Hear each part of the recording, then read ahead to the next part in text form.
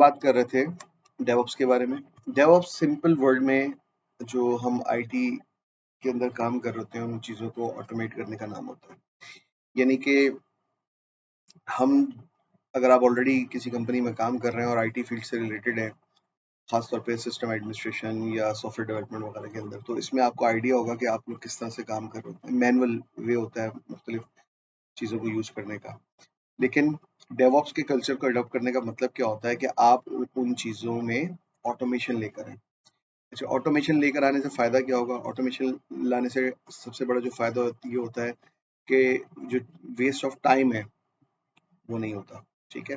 यानी कि किसी मखसूस बंदे पे, पर्सन पे या रिसोर्स के ऊपर डिपेंडेंसी भी खत्म हो जाती है और उसमें एरर के चांसेस भी कम हो जाते हैं, ठीक है? यानी कि टाइम टू मार्केट जो है वो आपका बहुत रिड्यूस हो जाता है और आप जो भी वर्किंग कर रहे होते हैं, वो बहुत ज़्यादा क्विकली या फास्ट हो जाती है। तो उसके लिए आप क्या करते हैं कि आप डिफरेंट टूल्स को यूज़ करते हुए उनको अपने एनवायरनमेंट के अंदर इम्प्लीमेंट करते हैं। जैसे सबसे पहले अच्छा लिनक्स जो है यहाँ पर जो मैंने लिनक्स लिखा हुआ है, हम लिनक्स को यहाँ पर जस्ट इतना कवर करते हैं कि हमें इसकी इंस्टॉलेशन आ जाए और बेसिक कमांड्स आ जाए। हम कंप्लीट लिनक्स को यहाँ पर कवर नहीं कर रहे होते क्योंकि लिनक्स बताते खुद एक डिफरेंट पूरा कंप्लीट कोर्स या सब्जेक्ट है जिसके अंदर बाकायदा सिस्टम एडमिनिस्ट्रेशन होती है। अच्छा एज अ डेवऑप्स जो है आपको लाजमी नहीं है कि आपको मैक्सिमम या पूरी कमांड हो लिनक्स पे। अगर आप लिनक्स के इन्वायरमेंट पे काम कर रहे हैं और थोड़ी बहुत आपको लिनक्स आती है तो आप इस पे बहुत आसानी से काम कर सकते हैं। बहरहाल अगर आपकी लिनक्स के ऊपर ज़्यादा कमांड होगी तो आपको और ज़्यादा फ़ायदा हो सकता है। बहरहाल तो लिनक्स हम इस कोर्स के हवाले से अगर हम बात करें तो हम सिर्फ ये देख रहे होते हैं कि लिनक्स को इंस्टॉल कैसे किया जाता है, ठीक है? और उसकी बेसिक कमांड्स क्या है। लेकिन बाकी जितने टूल्स हैं वो भी हम मैक्सिमम लिनक्स के ही इन्वायरमेंट के अंदर यूज़ करेंगे तो इससे फ़ायदा हमें ये होगा कि हमें लिनक्स के इन्वायरमेंट को मज़ीद समझने की और उस पे काम करने की आसानी हो जाएगी। अच्छा हम लिनक्स को क्यों यूज़ कर रहे हैं? विंडोज़ को क्यों यूज़ नहीं कर रहे? उसका रीज़न ये है कि जब आप मार्केट में जाते हैं तो पहली बात तो ये है कि तकरीबन तमाम ही लोग जो है वो विंडोज़ पे ऑलरेडी काम कर रहे होते हैं तो वो विंडोज़ से वैसे यूज़ टू होते हैं। उनको कोई ख़ास मुश्किलात नहीं आती। लेकिन जब आप मार्केट शेयर को देखते हो खास तौर पे क्लाउड इंडस्ट्री के अंदर या सर्वर लेवल के ऊपर तो आपको नजर आता है कि लिनक्स का यूटिलाइजेशन जो है वो as compared to Windows cloud environment में ये सर्वर साइड के ऊपर ज्यादा होता है। यूजर साइड पे अगर आप देखोगे तो विंडोज आपको बहुत ज्यादा नजर आएगी, लेकिन सर्वर साइड पे या क्लाउड टेक्नोलॉजीज के अंदर जब आप देखते हो तो वहां पर आपको नजर आता है कि लिनक्स का यूटिलाइजेशन ज्यादा है। तो इस वजह से हमारा फोकस क्या है कि आपको अगर लिनक्स पहले से आती है तो अच्छी बात है, नहीं आती तो इस कोर्स के अंदर आपको इस कदर आ जाए कि आप लिनक्स के ऊपर बआसानी काम कर सकें, ठीक है? इसके बाद हम इसमें जो दूसरी चीज देखेंगे वो है गिट। गिट क्या चीज है? गिट जो है वो आपका सोर्स वर्जन कंट्रोल सिस्टम है, जिसका सिंपल मतलब ये है कि आप किसी भी ये खसूसी तौर पे तो ये सॉफ्टवेयर डेवलपमेंट के लिए यूज होता है, लेकिन आप अगर एज अ सिस्टम एडमिनिस्ट्रेशन के तौर पे काम कर रहे हैं या कोई भी ऐसा आईटी का रोल है जिसके अंदर आप कोडिंग वगैरह करते हैं या स्क्रिप्टिंग करते हैं, ठीक है? तो उन स्क्रिप्ट्स के ऊपर आप वर्जनिंग कर सकते हैं। वर्जनिंग करने का क्या मतलब होता है?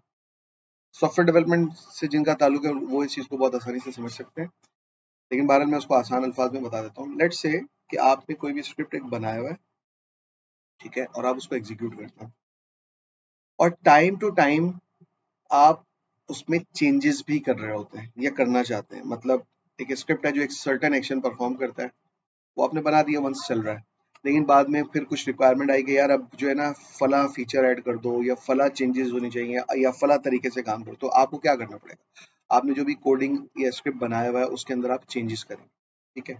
और चेंजेस टाइम टू टाइम बहुत ज्यादा होती रहती हैं। अगर आप उसको एक सिंपल फाइल समझ लें स्क्रिप्ट को और उसमें कंटिन्यूसली चेंजेस कर रहे हैं, ठीक है? तो आपने किस टाइम पर क्या चेंज किया था या लास्ट जो आपने चेंज किया है उससे पहले उसकी क्या स्टेट थी या उससे पहले क्या स्टेट थी, ठीक है? ये मैनेज करना और इसको संभालना थोड़ा सा मुश्किल होगा। एक तरीका तो ये भी है कि कोई ये कह सकता है कि यार मैं लेट्स से मेरे पास एक स्क्रिप्ट है और मुझे जब भी उसमें चेंजेस करनी है मैं उसका एक बैकअप बना दूंगा, फिर चेंजेस करूंगा। अगली बार जब दोबारा मुझे चेंजेस करनी होगी मैं दोबारा बैकअप बनाऊंगा और दोबारा मैं चेंज कर दूंगा। ये एक तरीका एक एक सिर्फ एक बंदा काम कर रहा है और सिर्फ एक स्क्रिप्ट पे काम कर रहा है, उस लिहाज से सही है, ठीक है। लेकिन जहाँ पे नंबर ऑफ स्क्रिप्ट ज़्यादा होंगे, या फिर लाज़मी नहीं है कि उन स्क्रिप्ट्स के ऊपर या कोडिंग के ऊपर या रेपो के ऊपर एक रिसोर्स या एक बंदा काम कर, अगर एक से ज़्यादा हुए तो टीम कोलैबोरेशन कैसे होगी? यानी कि उसकी मिसाल क्या है कि आप एक कंपनी में काम करते हैं, जिसमें सिर्फ आप काम नहीं कर रहे, बल्कि और भी रिसोर्सेज हैं, और भी डिपार्टमेंट्स हैं, ठीक है? और हो सकता है उन सेम स्क्रिप्ट्स के ऊपर उनको भी एट अ टाइम काम करना है, ठीक है? तो उस सिनेरियो में आप उसको कैसे मैनेज करेंगे कि किस चेंज को किसने परफॉर्म किया और कब परफॉर्म किया? तो ये विदाउट सोर्स वर्जनिंग सिस्टम के पॉसिबल नहीं है कि आप इस चीज़ को डिटेक्ट कर सकें। तो गिट के ज़रिए हमें क्या फ़ायदा है? हमें ये फ़ायदा है कि हम अपने जो भी स्क्रिप्ट्स के अंदर या कोडिंग के अंदर चेंज कर रहे हैं ना, उसको हम सिंपल वर्ड में ट्रैक कर सकते हैं। हमारे पास पूरी हिस्ट्री मेंटेन होगी, किसने क्या किया था। अब खास तौर पे सॉफ्टवेयर डेवलपमेंट के हिसाब से ये चीज़ बहुत ज़्यादा इंपॉर्टेंट है, क्योंकि एक एप्लीकेशन है और उस एप्लीकेशन के ऊपर एक से ज़्यादा डेवलपर्स काम कर रहे हैं। तो और डिफरेंट डेवलपर्स डिफरेंट मॉड्यूल्स पे, डिफरेंट पेजेस के ऊपर, डिफरेंट फंक्शंस के ऊपर या मेथड्स के ऊपर काम कर रहे होंगे। तो एज अ कंपनी या एज अ क्लाइंट आपके पास ये इन्फॉर्मेशन, पहली बात तो ये होनी चाहिए कि आपके पास कोड अप टू डेट होना चाहिए। ऐसा नहीं है कि अगर एक डेवलपर ने काम किया तो उसने अपनी मशीन पे रखा हुआ है और अब आपके पास अपडेटेड कोड नहीं है, ये प्रॉब्लम, ठीक है। और किस लाइन को किसने ऐड किया है या किसने क्या कब चेंज किया है, ये भी आप ट्रैक नहीं कर पा रहे। तो गिट के जरिए ये सारे काम आपके बहुत आसानी से हो सकते हैं, ठीक है। यानी कि हम कोलैबोरेशन में भी काम कर सकते हैं कि एक ही एप्लीकेशन पे at a time same code पे मल्टीपल टीम के मेंबर्स काम कर रहे हैं और उनका कोड फाइनली सिंक्रोनाइज हो रहा था एक सेंट्रल लोकेशन पे। तो गिट से हम ये अचीव कर सकते हैं। किसी का कोई भी कभी भी क्वेश्चन हो तो वो कर सकता है, ठीक है। तो गिट को जब हम कंप्लीट कर लेंगे तो उसका मतलब ये है कि हमें सोर्स कोड वर्जनिंग जो है वो समझ में आ जाएगी। अच्छा, जब आप एनवायरनमेंट में जाएंगे, खास तौर पे अगर आप फ्रीलांसिंग करते हैं या सॉफ्टवेयर डेवलपमेंट की तरफ जाते हैं या बाहर के प्रोजेक्ट्स या कंपनी के साथ काम करते हैं, वहाँ लाजमी है कि वहाँ गिट यूज हो रहा हो, क्योंकि सोर्स कोड वर्जन के बगैर तो कोई कंपनी अब काम ही नहीं करती। वजह क्या है? कोड 100% होना चाहिए उनके पास, और किसने कब क्या चेंज किया है उसकी ट्रैकिंग और उसकी वर्जनिंग की इन्फॉर्मेशन उनके पास होनी चाहिए, ठीक है ना। तो ये किसी एक बंदे के ऊपर डिपेंडेंसी खत्म हो जाती है, बल्कि आपका कोड जो है कंपनी या क्लाइंट के पास या खुद आपके पास अप टू डेट 100% मौजूद होता है। अच्छा, इसके बाद हम जाते हैं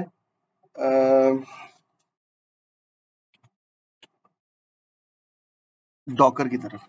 डॉकर क्या चीज है? डॉकर का मतलब ये है, और ये मोस्टली जो है सॉफ्टवेयर डिप्लॉयमेंट से रिलेटेड है। जो हमें आईटी इंडस्ट्री में जो सबसे बड़ा चैलेंज आता है सॉफ्टवेयर या एप्लीकेशन के डिप्लॉयमेंट्स के अंदर, वो ये होता है कि एक डेवलपर एक चीज जब डेवलप कर देता है तो उसके बाद वो किसी इन्वायरमेंट में जाहिर सी बात है डिप्लॉय होगी। फॉर एग्जांपल वो क्यूए का इन्वायरमेंट हो सकता है, स्टेजिंग या यूएटी हो सकता है, जिसके ऊपर वो डिप्लॉय होती है और फाइनली वो प्रोडक्शन पे जाएगा। प्रोडक्शन का मतलब ये है कि वो लोकेशन जहां पर तमाम यूजर उसको एंड यूजर उसको एक्सेस करके उसको यूज करेंगे। लेकिन जाहिर सी बात है, अगर लेट से मैं एक एप्लीकेशन की एग्जांपल ले लूं, करीम है फॉर एग्जांपल, या फेसबुक है या जो भी है, किसी भी एप्लीकेशन में डायरेक्टली ऐसा नहीं होता कि चेंज किया और डायरेक्ट प्रोडक्शन के ऊपर डाल दिया। उसके डिफरेंट फेजेस होते हैं, ठीक है। मैं उसमें से बहुत शॉर्ट और मेन मेन के ऊपर हम बात कर रहे हैं कि फॉर एग्जांपल कोई नई चेंजेस करनी है आपने एप्लीकेशन पे, चाहे वो फेसबुक हो या आपकी लोकल कोई भी एप्लीकेशन है, तो उसका तरीकेकार क्या होगा कि डेवलपर के पास वो रिक्वायरमेंट जब आती है तो वो उसके ऊपर वर्क करता है। वर्क करने का मतलब क्या है? वो आपके कोड के अंदर चेंजेस करेगा, कोड लिखेगा और उसको टेस्ट करेगा, और तब तक वो उसको चेंज करके टेस्ट करता रहेगा कि जब तक के जो उसके पास रिक्वायरमेंट आई थी वो फुलफिल ना हो जाए, ठीक है। वंस वो रिक्वायरमेंट फुलफिल हो गई तो वो कहेगा हाँ भाई, ये रिक्वायरमेंट आई थी और मैंने उसके मुताबिक कोड लिख लिया और मैंने अपने मशीन के ऊपर टेस्टिंग या यूनिट टेस्टिंग कर ली है, ठीक है। अब नेक्स्ट स्टेप क्या है कि वो जो भी चेंजेस किए हैं उस चेंजेस की बिल्ड बनाकर या रिलीज बनाकर या एक्जी बनाकर वो नेक्स्ट एनवायरनमेंट के लिए प्रोवाइड कर देगा। वो नेक्स्ट एनवायरनमेंट क्यूए भी हो सकता है, नॉर्मली कंपनीज के अंदर क्यूए की टीम होती है जो क्या करती है कि जो रिक्वायरमेंट आई है उसको टेस्ट करती है, बिजनेस रिक्वायरमेंट को, कि हाँ भाई किसी ने ये रिक्वायरमेंट दी थी और डेवलपर ने ये बना लिया, अब वो अपने इन्वायरमेंट में उसको डिप्लॉय करवा के चेक करती है कि हाँ भाई इन्होंने कहा था फील्ड जो है ना, ये फॉर एग्जांपल टेक्स्ट फील्ड है, इसमें फला टाइप के नंबर्स या एंट्री आ सकती है, उसकी लेंथ इतनी होनी चाहिए, फला बैकग्राउंड होना चाहिए वगैरह, जो भी उसकी रिक्वायरमेंट। और लेट से कि अगर वो चेक करते हुए ये देखता है कि जो रिक्वायरमेंट आई थी उसमें से एक आध रिक्वायरमेंट सही नहीं है, ये सही वर्क नहीं कर रही, तो वो डेवलपमेंट के ये डेवलपर के पास दोबारा जाएगा और बोलेगा यार ये चीज अभी भी मिसिंग है, तो डेवलपर क्या करेगा, फिर उस चीज पे काम करेगा और देन उसको रिजॉल्व करके दोबारा से बिल्ड बनाकर क्यूए को देगा और क्यूए उसको टेस्ट करेगा, और ये साइकिल कब तक चलता रहेगा, जब तक के तमाम रिक्वायरमेंट फुलफिल नहीं हो जाती। और वंस तमाम रिक्वायरमेंट फुलफिल हो गई तो उसके बाद क्या होता है, स्टेजिंग इन्वायरमेंट होता है या यूएटी इन्वायरमेंट होता है, जहाँ पर डिप्लॉय किया जाता है, जहाँ पर जिस डिपार्टमेंट या यूजर की तरफ से रिक्वेस्ट आती है उसको टेस्ट कराया जाता है, भाई कि आपने हमें ये रिक्वेस्ट भेजी थी, हमारे डेवलपर ने ये डेवलप कर दी है, हमारे क्यूए ने ये टेस्ट कर लिया अब हमारी साइड से, लेकिन आप खुद टेस्ट करके देख लें कि हाँ आप जैसे चाह रहे थे वैसे ही है कि नहीं। और वो टेस्ट करेगा, ठीक है। और फाइनली यहाँ पे भी वही चीज होगी कि अगर उसके मयार के मुताबिक या रिक्वायरमेंट के मुताबिक नहीं है तो वो दोबारा वापस क्यूए और डेवलपमेंट के फेज पे जा रही होगी। और फाइनली अगर लेट्स से वो कहता है कि हाँ मेरी रिक्वायरमेंट थी और अब मुझे ये चीज सही लग रही है, तो इसका मतलब क्या है कि अब ये प्रोडक्शन इन्वायरमेंट के अंदर डिप्लॉय हो जाएगी, ठीक है। अब इसमें एक केस जिसका मैंने जिक्र किया वो है बिजनेस रिक्वायरमेंट। बिजनेस रिक्वायरमेंट का मतलब क्या है कि भाई उसने कहा था ये टेक्स्ट बॉक्स इतना बड़ा होना चाहिए, इसमें फला चीज होनी चाहिए, इसका कलर ये होना चाहिए, इसमें ये लिखा हुआ आना चाहिए वगैरह वगैरह, ये तो बिजनेस रिक्वायरमेंट होगी जो कि डेवलपर देख रहा होता है। लेकिन एक इश्यू जो हमें एनवायरनमेंट में आता है वो ये कि एप्लीकेशन डेवलपर ने जब या रिलीज या बिल्ड बनाई और जब वो क्यूए में या यूएटी के ऊपर डिप्लॉय हुई तो वो डिप्लॉय ही नहीं हो रही, वो फेल हो रही है किसी भी रीजन की वजह से, ठीक है। तो यहाँ पर क्या प्रॉब्लम होती है कि हम जब डेवलपर के पास जाते हैं कि यार आपकी जो रिलीज या बिल्ड आपने दी है वो क्यूए के एनवायरनमेंट में जब हम डिप्लॉय कर रहे हैं ना तो वहां डिप्लॉय नहीं हो रही, या क्यूए पे तो हो गई यूएटी पे नहीं हो रही, ठीक है ना। तो वहां से हमें पता क्या चलता है, प्रॉब्लम्स क्या आते हैं, तो वहां से पता चलता है अच्छा यार इसके लिए ना आपको फला चीज पहले अपनी मशीन के ऊपर या सर्वर के ऊपर इंस्टॉल करनी है, डिपेंडेंसी आ जाती है। अच्छा आपने डॉट नेट का या नोड जेएस का या जावा का या फला का फला वाला वर्जन यूज करना है तभी ये चलेगा, आपने तो वर्जन 1 कर दिया, ये मेरी चीज है वर्जन 2 पे चलेगी, ठीक है ना। डिपेंडेंसीज चेंज हो जाती है, मतलब एक एप्लीकेशन को चलाने के लिए जो रिक्वायरमेंट है वो एक मशीन पे कुछ और है, दूसरी मशीन पे कुछ और है, तीसरी पे कुछ और है, तो उससे क्या चांस है कि वो बिल्ड या रिलीज जो एक एनवायरनमेंट में वर्क कर रही है वो दूसरे में नहीं करेगी, ठीक है। इस इशू को रिजॉल्व करने के लिए हम डॉकर यूज करते हैं। अब डॉकर क्या करता है, डॉकर ये करता है कि बजाय इसके कि आप अपनी बिल्ड को किसी मशीन के ऊपर डिप्लॉय करें और उससे पहले चेक करें कि भाई इसके डिपेंडेंसीज क्या हैं, कि इसके लिए ये पैकेज इंस्टॉल करूंगा मैं पहले, ये वाला वर्जन यूज करूंगा, विंडोज फला होनी चाहिए, ऑपरेटिंग सिस्टम फला होनी चाहिए, मेमोरी इतनी वगैरह वगैरह, ये सब जो है ना ये हमें खुद से करने की जरूरत नहीं होती, बल्कि डॉकर के अंदर हम जो इमेज बनाते हैं और इससे रेलेवेंट इसकी जो मेटा डेटा की फाइल होती है उसके अंदर ये सारी चीजें मेंशन होती हैं, डॉक्यूमेंटेड होती हैं। अब डॉक्यूमेंटेड होने का मतलब ये नहीं है कि इसमें लिखा होगा ये कि ये जब डिप्लॉय करो तो ये चीज इंस्टॉल कर लेना। डॉक्यूमेंटेड का मतलब ये होता है वो इंस्ट्रक्शन एग्जीक्यूटेबल फॉर्म में होती है, जिसका मतलब है कि जब आप उसको डिप्लॉय करेंगे तो वो सारे काम खुद करेगा, हमें करने की जरूरत नहीं है। हमें क्या करना है, हमें सिर्फ क्या करना है कि जिस एनवायरनमेंट में भी डाल रहे हैं डॉकर को रन करने के लिए वहां पर डॉकर की इंस्टॉलेशन होनी चाहिए, डॉकर इंजन की। तो हमें क्या फायदा हो गया कि अगर एक डेवलपर ने एक चीज सही बना दी और उसने उसको डॉकर के इमेज से डॉकर रन करके देख लिया और वो सही चल रहा है, तो इसका मतलब है अब आप इसको किसी भी इन्वायरमेंट में लेके जाएंगे ये सही चलेगा, क्योंकि उसके अंदर वो अपनी डिपेंडेंसी को लेके चलता है। आप उसको यूं समझ लें एग्जाम्पल के तौर पे कि डॉकर के इमेजेस को आप यूं समझ लें कि एक फोल्डर है जिसमें आपने अपनी एप्लीकेशन भी डाल दी और एप्लीकेशन को चलाने के जो लवाजमात है, जो डिपेंडेंसी है वो भी उस फोल्डर के अंदर मौजूद है। तो ये अब जहां पे भी जाएगा तो उसके पास सारी चीजें मौजूद होंगी, अब वो ऑपरेटिंग सिस्टम के ऊपर इंस्टॉल्ड पैकेजेस के ऊपर डिपेंडेंट नहीं होगा, ठीक है। तो हमें क्या फायदा हो गया कि ये हमारा इशू खत्म हो जाएगा, भाई एक एनवायरनमेंट में चल रहा है दूसरे एनवायरनमेंट में नहीं चल रहा, तो डॉकर ने ये डिपेंडेंसीज का इशू खत्म कर दिया। अच्छा डॉकर का एक और फायदा भी है, एक और फायदा ये है कि लेट से आपको माई एसक्यूएल का डेटाबेस इंस्टॉल करना है अपनी मशीन पे और आपके पास डॉकर नहीं है, तो आप क्या करोगे? आप बोलोगे यार अगर मुझे MySQL चाहिए तो लाज़मी बात है मुझे MySQL का जो सेटअप होता है या एक्सी होती है या आरपीएम होता है वो नेट से डाउनलोड करना पड़ेगा। वो आप डाउनलोड करेंगे, ढूँढेंगे पहले, मिल गया फिर डाउनलोड कर लिया। उसके बाद आप उसको इंस्टॉल करेंगे। इंस्टॉल जब हो गया, उसके कुछ चैलेंजेस भी हो सकते हैं आपको आए, कोई वो भी डिपेंडेंसीज के इशू देगा, वो फला चीज़ नहीं है, फला चीज़ नहीं है, खास तौर पे लिनक्स के अंदर। फिर उसके बाद आप उसको कॉन्फ़िगर करेंगे वगैरह वगैरह। ठीक है, एक एग्जांपल ये MySQL की। दूसरी एग्जांपल ये है कि आपको कोई let's say web server install करना है, लेट्स से जावा का या कोई भी, तो उसमें भी यही होगा कि पहले आप उसको डाउनलोड करेंगे, अपनी मशीन पे कॉपी करेंगे, फिर उसको इंस्टॉल करेंगे, कॉन्फ़िगर करेंगे वगैरह। तो डॉकर के अंदर आपको मुख्तलिफ एप्लीकेशन सर्वर्स के और डेटाबेस के भी बने बनाए इमेजेस मिल जाते हैं, जिसका मतलब ये है कि मैं सिर्फ एक कमांड चलाऊंगा और मेरी एक कमांड के अगेंस्ट वो जो भी सॉफ्टवेयर या एप्लीकेशन है वो आपकी रन हो जाएगी। फॉर एग्जांपल MySQL, मुझे सिर्फ लिखना है डॉकर रन MySQL, और अगर इससे रेलिवेंट कोई पैरामीटर आपने सेट करना है तो वो आप उस एक कमांड लाइन के अंदर मेंशन कर देंगे। उसके अगेंस्ट वो ऑटोमेटिकली डॉकर का MySQL का जो इमेज है डाउनलोड होगा, ऑटोमेटिकली वो इंस्टॉल होगा, ऑटोमेटिकली वो कॉन्फ़िगर होगा और वंस वो कमांड चल जाएगी और आपको वो चीज़ रेडी स्टेट में मिलेगी। ठीक है? तो हमें क्या फ़ायदा हो गया कि हमें वो जो मैनुअल स्टेप्स कर रहे होते हैं, वो करने की ज़रूरत नहीं होगी, उसमें टाइम कंज़्यूम हो रहा है, उसमें एरर के चांसेस भी ज़्यादा हैं, ठीक है?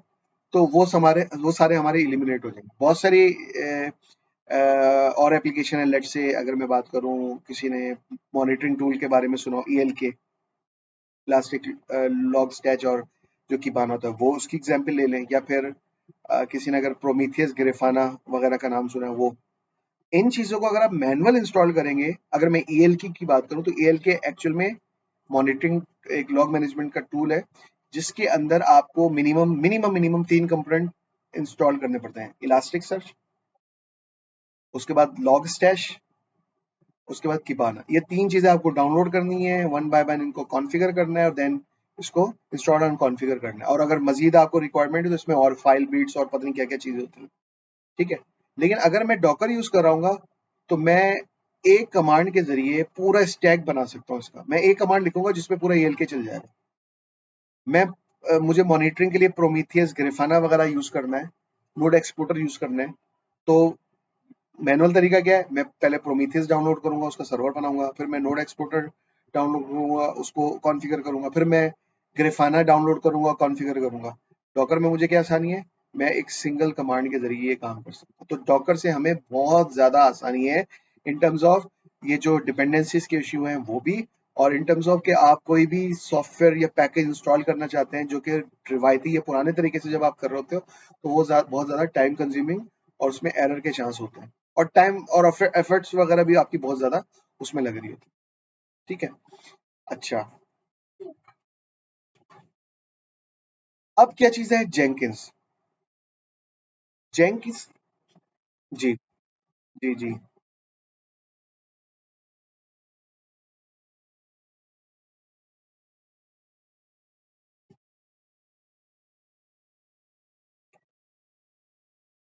अच्छा, नहीं है इसको, अगर हम वीएम से कंपेयर करें ना, तो वीएम एक डिफरेंट चीज है। ठीक है? डॉकर जो है वो किसी ऑपरेटिंग सिस्टम के ऊपर ही इंस्टॉल होगा होगा। ठीक है? लेकिन वो डिपेंडेंसी का मतलब आप यूं समझ लें कि किसी भी ऑपरेटिंग सिस्टम के ऊपर वो एज अ प्रोसेस चल रहा होगा। जस्ट लाइक अगर मैं इसको वीएम से कंपेयर करूँ ना, तो वीएम या वर्चुअल मशीन जो आप बनाते हो, उसमें और डॉकर, वो दोनों डिफरेंट चीजें हैं। मिसाल के तौर पे अगर मुझे एक वेब सर्वर चलाना है वीएम के ऊपर, तो उसका मतलब क्या है, पहले मुझे एक वीएम की मशीन बनानी पड़ेगी। पहले तो वीएम वेयर इंस्टॉल करूंगा, फिर मैं वीएम की मशीन बनाऊंगा। वीएम की मशीन बनाने का मतलब एक बाकायदा पूरा ऑपरेटिंग सिस्टम इंस्टॉल होगा। अब बाकायदा ऑपरेटिंग सिस्टम इंस्टॉल होने का मतलब ये है कि उसको भी अपनी रिसोर्सेज रिक्वायर्ड है। ठीक है? और देन उसके ऊपर आप अपनी तमाम कॉन्फ़िगरेशन करेंगे। डॉकर जब आप इंस्टॉल करते हैं तो डॉकर आपके ऑपरेटिंग सिस्टम के ऊपर डायरेक्टली रन होता है। तो वीएम की जो लेयर है वो हट जाती है, ये डायरेक्टली आपके ओएस के ऊपर एज अ प्रोसेस चल रहा होगा, रिसोर्सेज कम यूज करेगा। दूसरी बात ये है कि वीएम के ऊपर क्योंकि बाकायदा पूरा वीएम के ऊपर बाकायदा एक पूरा ऑपरेटिंग सिस्टम जो है वो पहले इंस्टॉल हो रहा है, तो उसको अपनी रिसोर्सेज की रिक्वायरमेंट, डॉकर के अंदर उसकी रिक्वायरमेंट भी खत्म हो जाती है। वीएम के मुकाबले में या वर्चुअल मशीन के मुकाबले में ये बहुत ज्यादा लाइट वेट है, यानी कि इसको जब आप डॉकर के इमेज से कंटेनर रन करते हो तो ये चंद सेकंड्स के अंदर रन हो जाता है, और शट डाउन करते हैं तो सेकंड्स भी नहीं लगते और ये बंद हो जाता है। ठीक है, बहरहाल वीएम की अपनी इंपॉर्टेंस है, लेकिन वो डिफरेंट पर्पस के लिए यूज हो रही है, और डॉकर जो है एक अलग चीज है। अच्छा, अगर नेक्स्ट लेवल पे जाएं तो आप अगर क्लाउड इन्वायरमेंट में देखेंगे तो डिफरेंट क्लाउड इन्वायरमेंट आपको डॉकर जो है वो मैनेज फॉर्म में भी दे रहा है। मैनेज फॉर्म में देने का मतलब ये होता है कि आपने जो उसके बैकग्राउंड में हार्डवेयर या इंफ्रास्ट्रक्चर है वो भी आप चाहते हैं कि आप मैनेज ना करें, यानी कि आपको डॉकर की इंस्टॉलेशन की भी जरूरत नहीं है, आप बस कहते हैं कि मुझे डॉकर के ये इमेज चलाने हैं और इतनी रिसोर्सेज मुझे रिक्वायर्ड है, बैक एंड के ऊपर वो ऑटोमेटिकली इंफ्रास्ट्रक्चर की प्रोविजनिंग हो जाएगी। ठीक है, और वो उनको ऑटोमेटिकली मैनेज कर रहा हूँ। हाँ, उसके अंदर अगर आप AWS के हिसाब से बात करें और अगर आपने ECS का नाम सुना हुआ है तो ECS के अंदर ये ऑप्शन है कि बैकग्राउंड में जो इंफ्रास्ट्रक्चर है वो कौन सा हो, EC2 just like normal VMC machine हो जिसपे आप एक्सेस करके कुछ मॉडिफिकेशन या कस्टमाइजेशन करना चाहते हैं, या फिर फारगेट के नाम से आता है जिसका मतलब पीछे का ऑपरेटिंग सिस्टम या इंफ्रास्ट्रक्चर आपको नजर ही नहीं आएगा, वो टोटली आपके लिए ट्रांसपेरेंट होगा और मैनेज बाय क्लाउड होगा।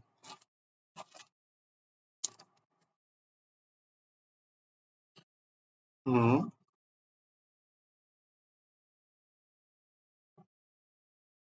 हम्म। हम्म। हम्म।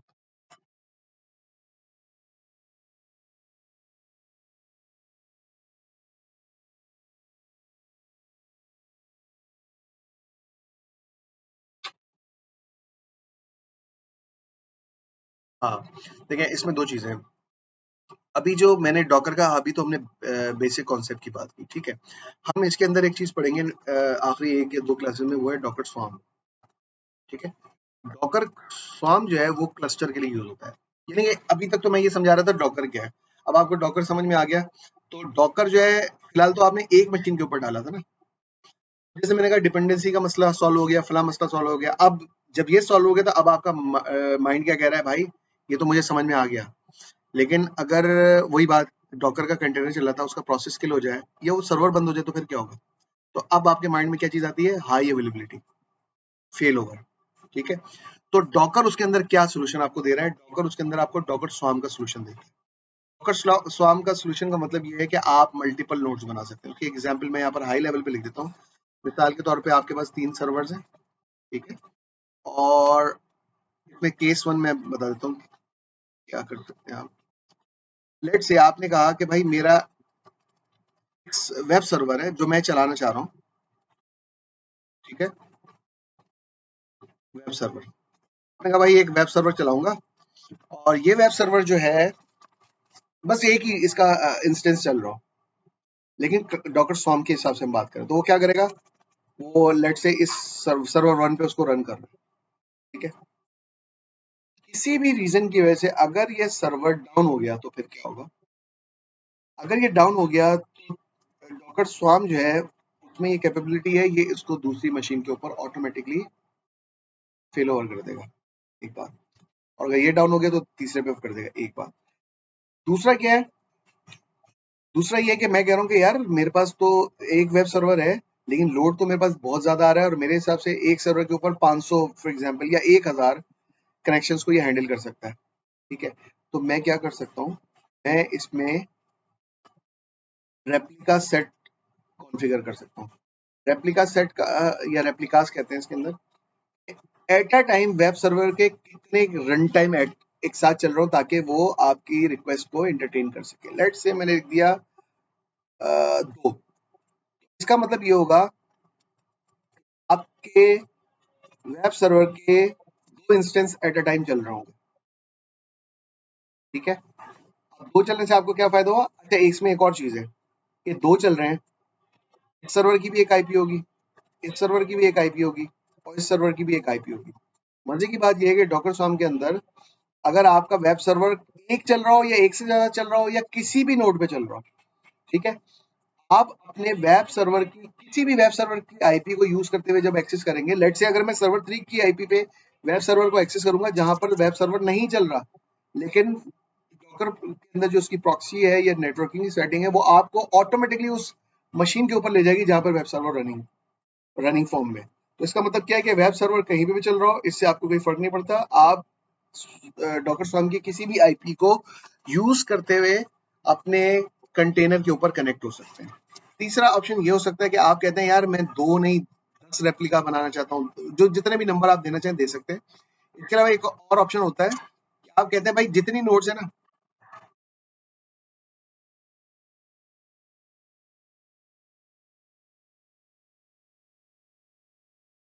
हम्म,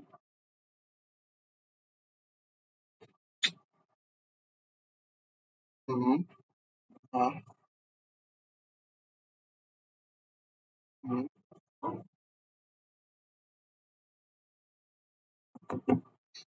नहीं, फाइल के अंदर हम डिफाइन नहीं करते। हम फाइल के अंदर डिफाइन नहीं करते, डॉकर स्वार्म के अंदर हमें सर्विस क्रिएट करनी होती है, ठीक है। इसमें भी सर्विस क्रिएट करते हैं, अगर आप एडब्ल्यूएस के अंदर ईसीएस यूज कर रहे हैं वहां पे भी सर्विस क्रिएट करते हैं। सर्विस के अंदर टास्क टास्क आप समझ लें कंटेनर है, वहां पर आप डिफाइन करते हैं कि भाई मैंने वेब सर्वर की एक सर्विस बनाई है, इस सर्विस के अगेंस्ट कितने कंटेनर या टास्क में रन करना चाहता हूँ, ठीक है। यानी कि आप उस मतलब डॉकर फाइल के अंदर जो उसकी होती है, डॉकर फाइल जो होती है जिसमें आप पूरा उसका इमेज बनाने का तरीका लिख, उसमें नहीं लिखा होता कि जब मैं इसको रन करूंगा तो इसके कितने इमेज चाहिए। ये आप सर्विस बनाते हुए कर रहे होते हैं और सर्विस बनाने के बाद उसको मॉडिफाई भी कर सकते हैं।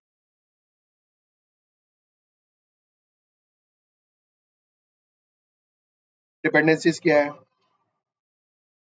हाँ, हाँ, नेटवर्क भी ऑप्शनल है, नेटवर्क डिफाइन करना भी जरूरी नहीं है, लेकिन मेन चीज क्या है, जो एप्लीकेशन रन करने से रिलेटेड चीजें हैं वो डॉकर फाइल के अंदर है, और जो क्लस्टर से रिलेवेंट चीजें हैं वो फाइल के अंदर नहीं आती, वो सर्विस लेवल पर आ जाती है। अच्छा, ये ये जितना भी कॉन्सेप्ट हम डॉकर स्वार्म का बात कर रहे हैं, ठीक है, क्यूबरनेटी भी सेम यही काम करता है। क्यूबरनेटी एडवांस लेवल पर जो ऑर्केस्ट्रेशन टूल है डॉकराइज एनवायरनमेंट के लिए वो मौजूद है, ठीक है। यानी कि जब आप रियल एनवायरनमेंट में डॉकर यूज करेंगे या क्यूबरनेटी यूज करेंगे तो कहाँ पर डॉकर स्वार्म यूज करना चाहिए या क्यूबरनेटी, ये क्वेश्चन हो सकता है।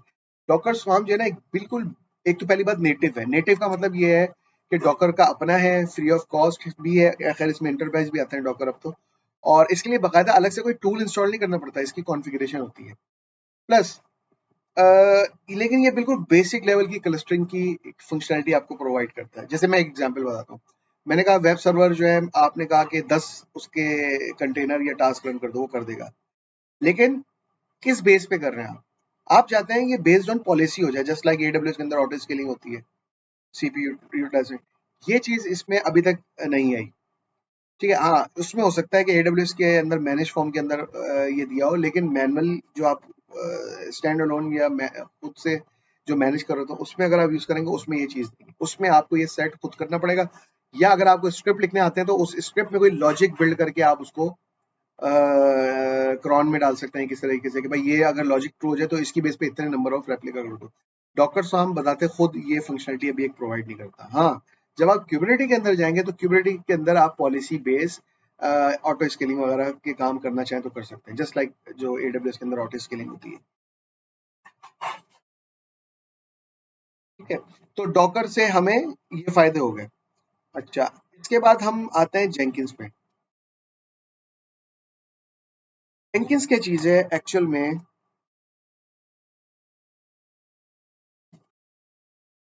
जेंकिंस जो है वो ऑटोमेशन के लिए यूज होता है। अच्छा, मोस्टली सॉफ्टवेयर डिप्लॉयमेंट जो होती है उसके लिए हम यूज करते हैं, लेकिन आप इसके लिए कोई भी चीज जिसको आप ऑटोमेट करना चाहें उसके लिए भी आप इसको यूज कर सकते हैं। लेट्स से जैसे मैंने ऊपर एग्जांपल दी थी कि डेवलपर रिलीज बना रहा है, फिर वो किसी को प्रोवाइड कर रहा है, फिर कोई बंदा उसको किसी क्यूए के ऊपर डिप्लॉय कर रहा है, फिर वही या कोई बंदा उसको स्टेजिंग पे डिप्लॉय कर रहा है, और कोई बंदा उसको प्रोडक्शन के ऊपर डिप्लॉय कर रहा है। तो ये जो स्टेप्स, ये किसी बंदे की इन्वॉल्वमेंट हो रही है जो कि उस फाइल को मैन्युअली कॉपी करेगा कहीं से, ईमेल पे, एफटीपी से, वन ड्राइव से, या जहाँ पे भी प्लेस की हुई है, और उसको जिस मशीन के ऊपर भी डिप्लॉय करना है वहाँ का हो सकता है आरडीपी ले, रिमोट डेस्कटॉप ले, पोटी से सेशन ले, वीएनसी ले, वहां जाके पेस्ट करे, या जो भी मेथड है, मैनुअल काम हो रहा है। ये सारे काम जो सॉफ्टवेयर की डिप्लॉयमेंट है हम ऑटोमेट कर सकते हैं। ऑटोमेट करने का मतलब ये है कि आप, सॉफ्टवेयर डेवलपर ने क्या किया, कोड लिखा, टेस्ट किया, ओके कर दिया, तो उसने अपना कोड जो है वो गिट के ऊपर पुश कर दिया। गिट के ऊपर कोड आने का मतलब क्या है कि आपका 100% न्यू कोड आ चुका है। अब ये जो मैं लाइन लिख रहा हूँ ये जेंकिंस ऑटोमेटिकली करेगा। वो क्या करेगा, गिट के कोड को पुल करेगा अपने पास, उसको बिल्ड करेगा। बिल्ड करने का मतलब क्या है कि उसको कंपाइल या जो भी वो रन टाइम बनाना है। इसके अंदर और भी बहुत सारी चीजें हो सकती है, मिसाल के तौर पर कोई टेस्ट लिखे हुए आपने, वो आप कर सकते हैं। इंटीग्रेशन टेस्ट हो सकते हैं, ठीक है। आपने जैसे कुछ कंपनीज या क्लाइंट के अंदर रिक्वायरमेंट होती है कि कोड की क्वालिटी भी चेक की जाए।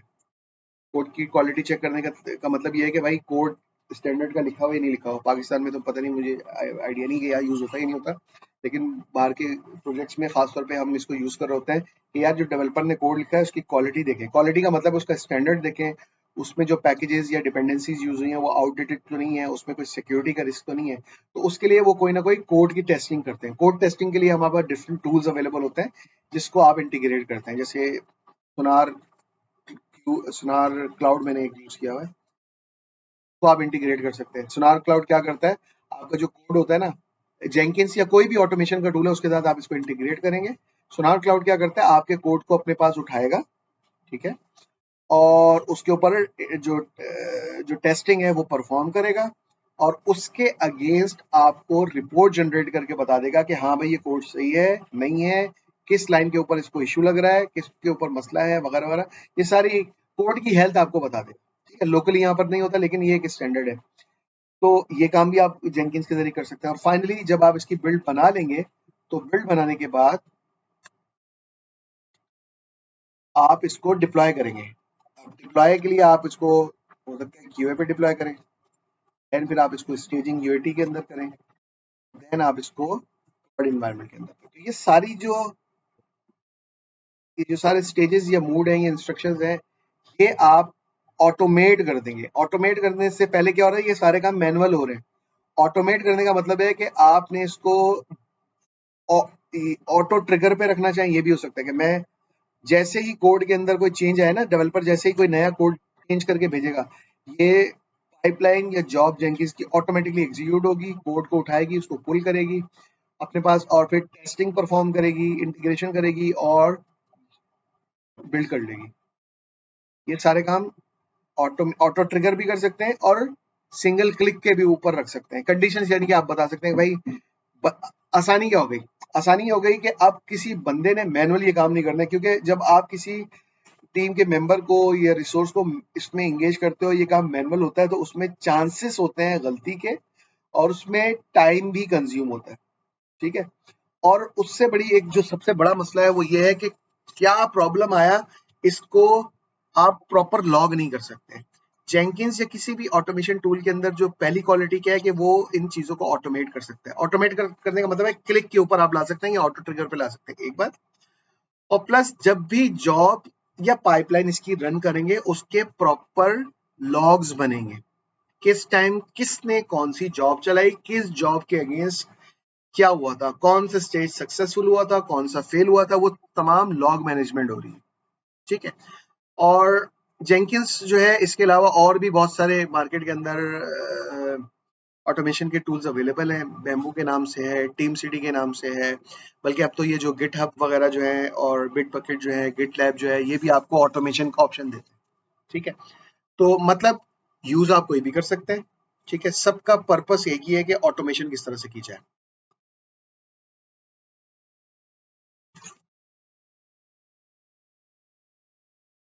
मैंने एज़्योर पे काम नहीं किया।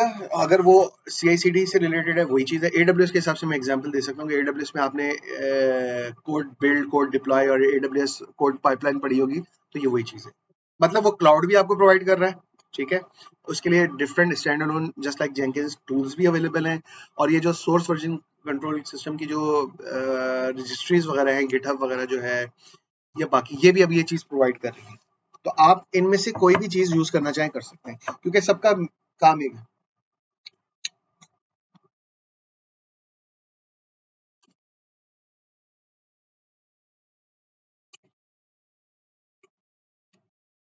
जेंकिंस बताते खुद कुछ भी नहीं है, ठीक है। ये काम ही मोस्टली प्लगइन्स के ज़रिए करता है।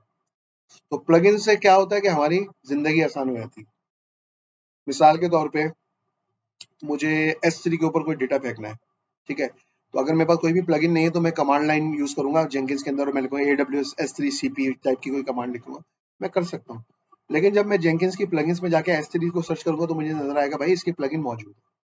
और मैं उस प्लगइन को जब यूज करूंगा तो मुझे क्या फायदा हो गया कि मेरे पास एक विजिट टाइप की चीज आ जाएगी जिसमें ये फॉर्म टाइप की चीज आएगी जिसमें मैं अपनी वैल्यूज को इनपुट कर दूंगा और उनको वो ट्रांसफॉर्म करके जॉब के अंदर रन कर देगा। तो बहुत सारी चीजों की बहुत सारी प्लगइन्स अवेलेबल है जेंकिंस के अंदर, जिसके जरिए आप उन प्लगइन्स को यूज करते हुए अपनी डिप्लॉयमेंट्स कर रहे होते हैं या जो भी काम कर, जैसे अब मैंने कहा सोनार क्लाउड को यूज करते हैं तो।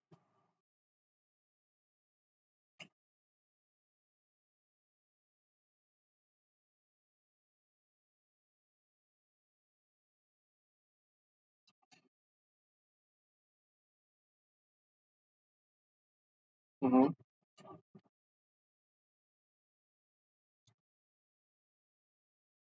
हम्म।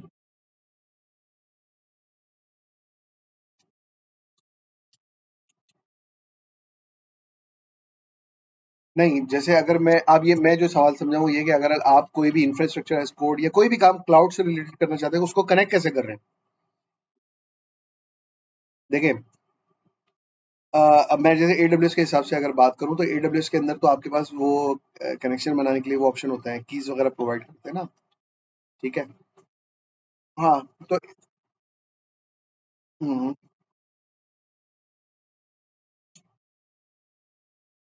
हम्म, हम्म।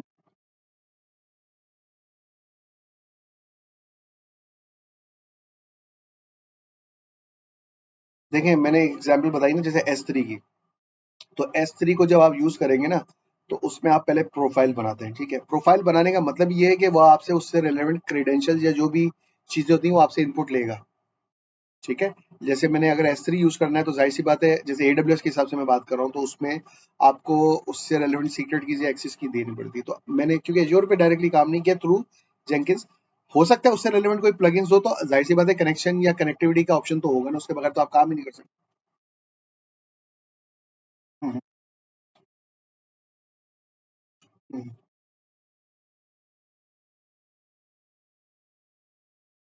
हम्म, हाँ, ऐसा ही है।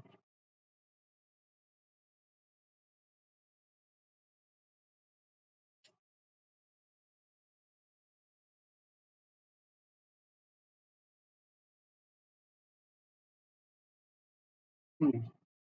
हाँ, तो अजोर अजोर के अंदर मैं ये कह सकता हूँ कि अगर उससे रेलेवेंट कोई कोई ना कोई प्लगइन मौजूद होगी।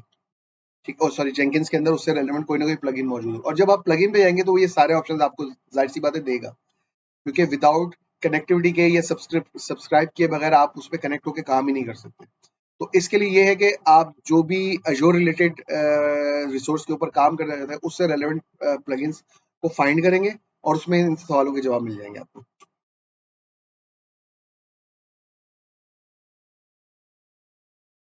अच्छा। अच्छा जी। तो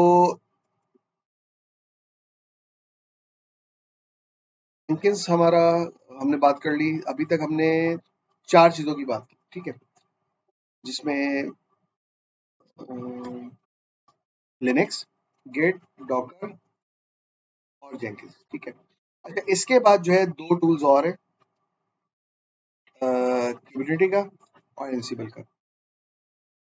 क्यूबिनेट्स जो है वो सेम वही चीज है जो कि डॉकर स्वार्म आपको प्रोवाइड करता है, जो कि हमारे हमने बात की थी ऑर्केस्ट्रेशन टूल है।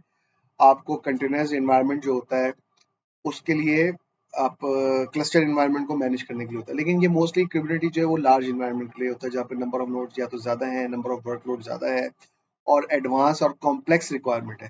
तो उनको फुलफिल करने के लिए हम डॉकर स्वार्म के बजाय जो है वो क्यूबिनिटी यूज कर रहे होते हैं। काम सेम वही है जो डॉकर स्वार्म का है, यानी कि मुझे कंटेनराइज एनवायरनमेंट जो है उसको मैनेज करना है, उसके अंदर मुझे हाई अवेलेबिलिटी देखनी है, उसके अंदर मुझे फेल ओवर देखना है, उसके अंदर मुझे सिक्योरिटी देखनी है, या ओवरऑल उसकी जो भी मैनेजमेंट है वो काम जो है वो आप कम्युनिटी के जरिए करेंगे।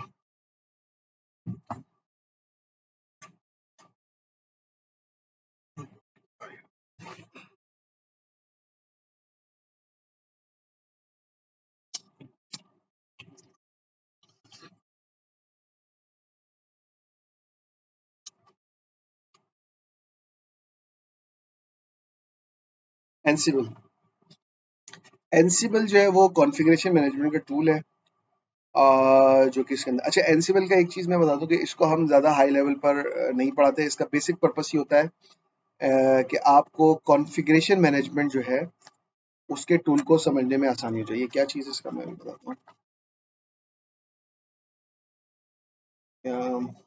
मैनेजमेंट यार ये जो है क्योंकि सर ज़हीर पढ़ाते हैं, मुझे इसका आइडिया नहीं है। या तो मैं उनको कहूँगा कि इसकी डिटेल व्हाट्सएप के अंदर ग्रुप में शेयर कर दें, क्योंकि इसका मुझे बिल्कुल भी आइडिया, लेकिन बहरहाल ये बिल्कुल बेसिक लेवल पे ही कराया। मेरे ख्याल से मैक्सिमम 1 या 2 क्लासेस ही होंगी, इससे ज़्यादा नहीं होंगी, तो उससे भी आपको आइडिया हो जाएगा।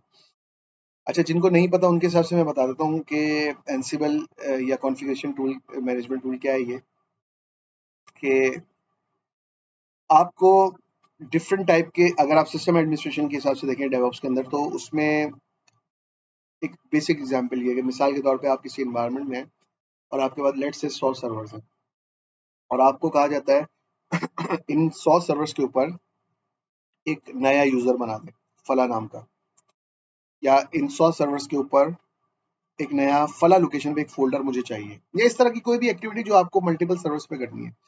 तो कॉन्फ़िगरेशन मैनेजमेंट टूल के बगैर आप क्या काम करते हैं या कर सकते हैं कि आप ये काम मैनुअल करेंगे, ठीक है। अगर आपको स्क्रिप्टिंग आती है तो हो सकता है आप कोई इस तरह का लूप बना के कर लें, लेकिन एनसिबल या इसी तरह का कोई कॉन्फ़िगरेशन मैनेजमेंट टूल अगर आप यूज करते हैं तो ये काम आपका बहुत ही सिंपल सिंगल कमांड के अंदर हो सकता है, ठीक है। इसको वन टाइम कॉन्फ़िगर करना पड़ता है। तो अच्छा, एक तो एग्जांपल ये है।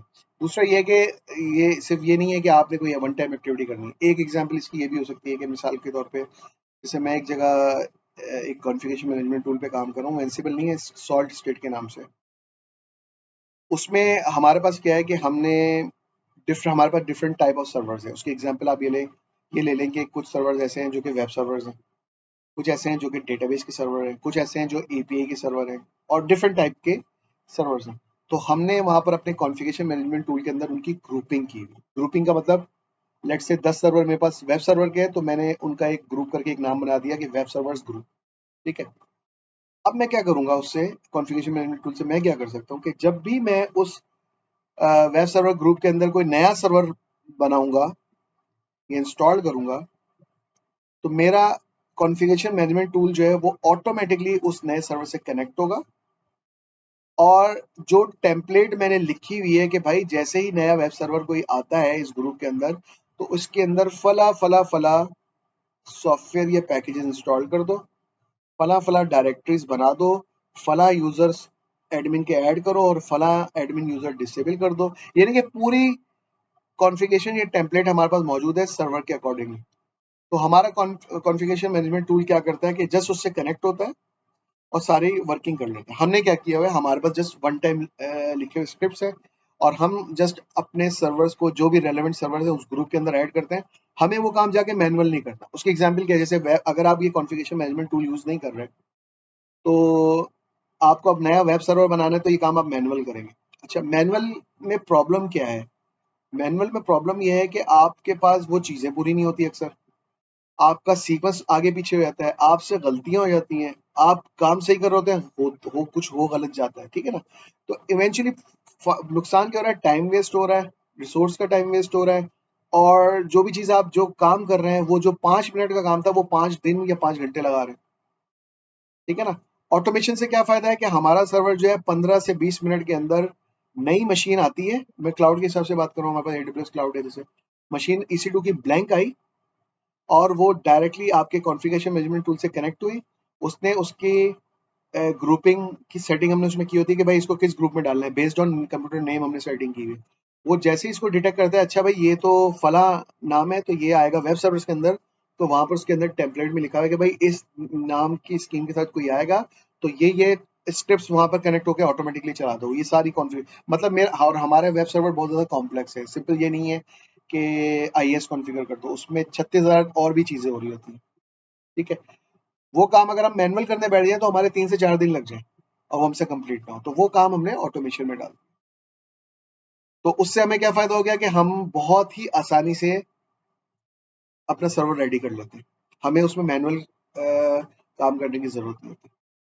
अच्छा, एक चीज मैं इसमें ऐड करता हूँ कि कुछ लोगों के माइंड में ये आता है कि यार सारी चीजें ऑटोमेट कर देंगे तो फिर तो हमारे पास काम ही नहीं है, ठीक है, या फिर तो आप तो हमारी नौकरी खतरे में पड़ गई, या तो आप तो हम ये काम करते थे हमने ये भी ऑटोमेट कर दिया तो अब हम क्या करेंगे वगैरह वगैरह। तो एक कंपनी के अंदर नॉर्मली जब आप ऑटोमेशन में काम करते हैं, उसकी एग्जाम्पल मैं उस तरह से देता हूँ कि भाई ऑटोमेटिक गाड़ी और एक मैनुअल गाड़ी में के मैकेनिक की जो कॉस्ट होती है ना, उस पर आप चले हैं तो आपको इसका खुद जवाब मिलता है, ठीक है ना।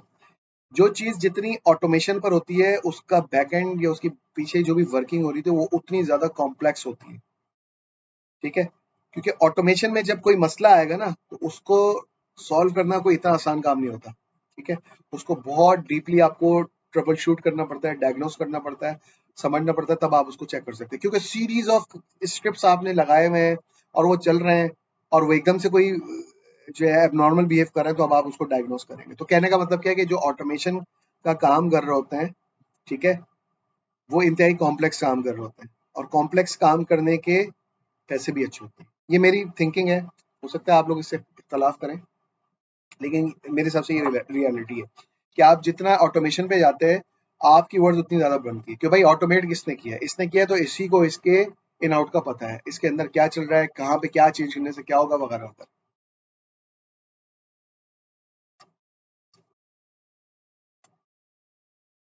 जी, तो इन इन 6 चीजों में कोई क्वेश्चन, कोई कंफ्यूजन किसी की भी? हम्म,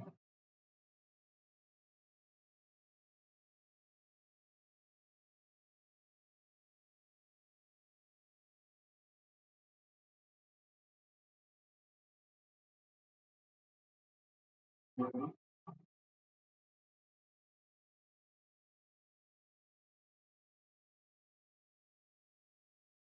हम्म,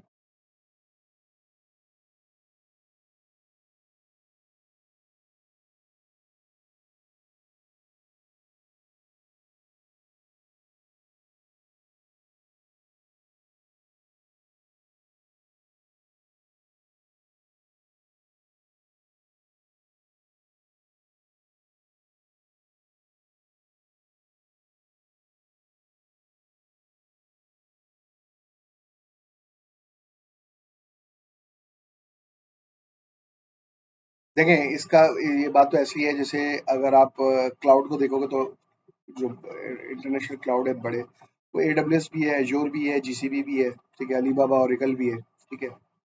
तो अगर आप AWS कर रहे होंगे तो किसी क्लाइंट के पास एजोर की रिक्वायरमेंट आ जाएगी, कहीं एजोर कर रहे होंगे तो वहाँ GCP की रिक्वायरमेंट आ जाएगी, ठीक है ना।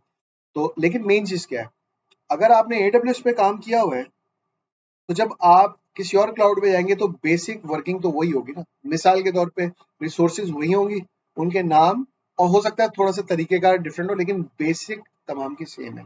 जैसे मैंने एग्जांपल में कहा ना कि यार अगर आप जेंकिंस यूज कर रहे हैं तो जेंकिंस का जो आइडिया है, आपने जो अगर जेंकिंस कर लिया मिसाल के तौर पे और कल को आपको जेंकिंस के बजाय टीम सिटी मिल जाता है, ठीक है, या कोई और सॉफ्टवेयर, कोई और टूल मिल जाता है, या फिर AWS या कोई और क्लाउड की सर्विसेज मिल जाती हैं, तो उसका GUI या इंटरफेस डिफरेंट होगा, उसके ऑप्शंस डिफरेंट तरीके से नजर आ रहे होंगे, लेकिन काम आप वही कर रहे होंगे, ठीक है। तो हमने कोई एक टूल तो उठाना है ना। जी, जी, जी, जी, बिल्कुल।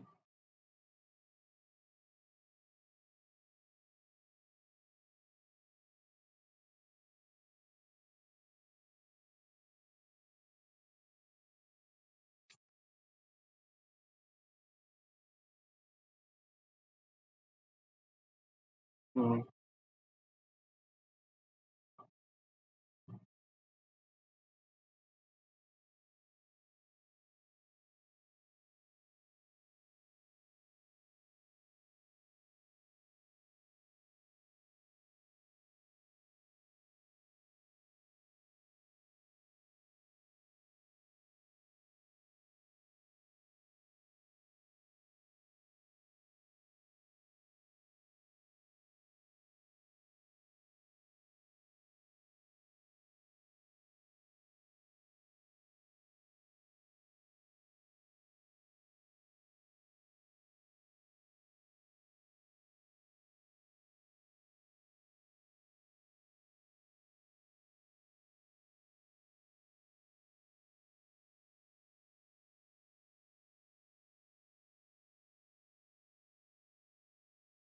हम्म।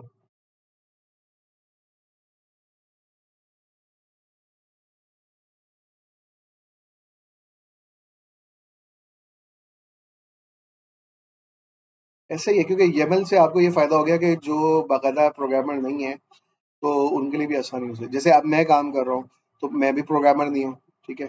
डेवलपमेंट नहीं करता मैं, लेकिन हमारे पास जैसे शेल स्क्रिप्ट्स वगैरह या पावर शेल के ऊपर भी कोड लिखा होता है और हमें उसके अंदर चेंजेस करनी पड़ती हैं, ठीक है? लेकिन वो मेरे ख्याल से अगर आपने आईटी के अंदर काम किया हुआ है तो वो इतना मुश्किल नहीं होता। मतलब ज़्यादातर लोगों के माइंड में ये होता है कि हमें रेगुलर प्रोग्रामर की तरह कोडिंग करनी है।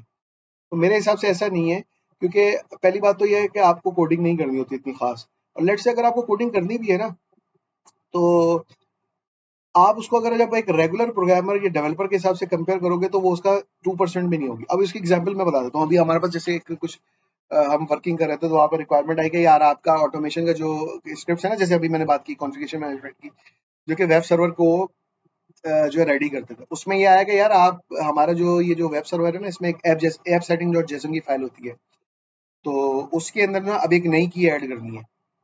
अब नई की ऐड करने का मतलब ये है कि कुछ प्रोग्राम के अंदर लाइनें चेंज करनी पड़ेंगी, तो वो पावर शेल में करनी थी।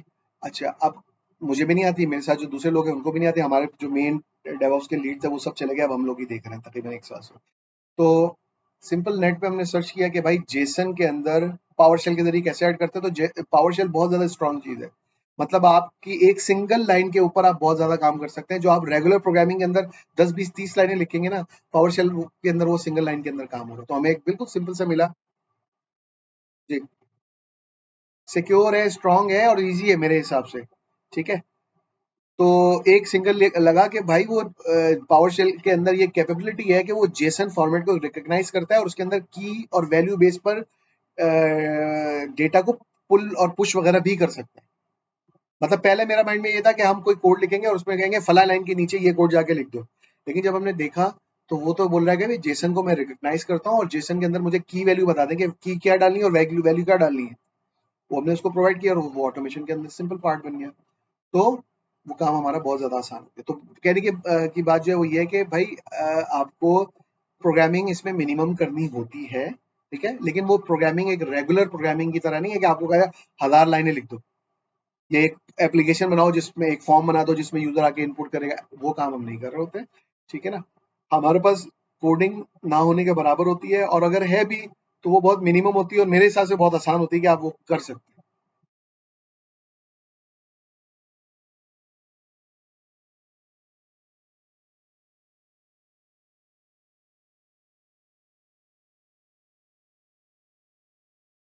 हम्म।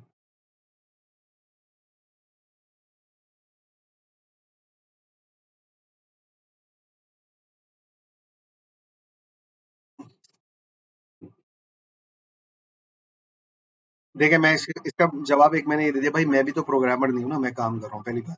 दूसरी बात ये कि डॉकर के अगर मैं गिट की बात करूँ, ठीक है? तो गिट के अंदर गिट से रिलेटेड जितनी भी कमांड्स हैं वो हम इसके अंदर जो हमें हमारे काम से रिलेटेड है हम उससे ज़्यादा ही पढ़ते हैं, ठीक है?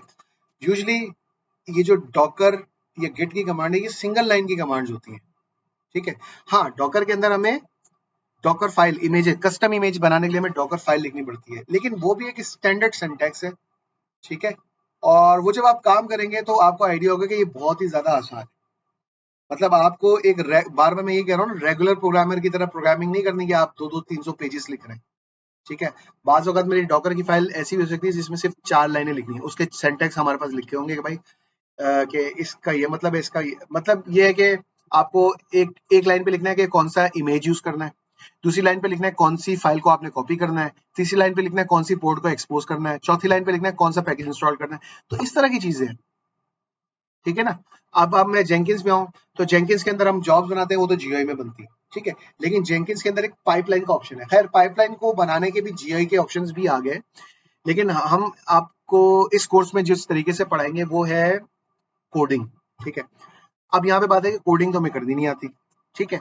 तो जेंकिंस के अंदर पाइपलाइन जब मैं बनाऊंगा, जैसे मैंने कहा कि मैं उसमें बोलूंगा भाई मेरी फला गिट की रेपो जो है ना उससे कोड को पुल करो।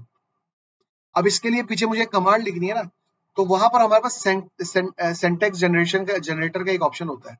हम उसको जीयूआई में बताएंगे कि मेरी ये रेपो है, ये क्रेडेंशियल्स है, ये ब्रांच का नाम है, और उसके बाद मैं कहूंगा इसका कोड मुझे जनरेट करके दे दो। वो मुझे उसका कोड निकाल के देगा, वो कोड मैं कॉपी पेस्ट कर दूंगा। ठीक है।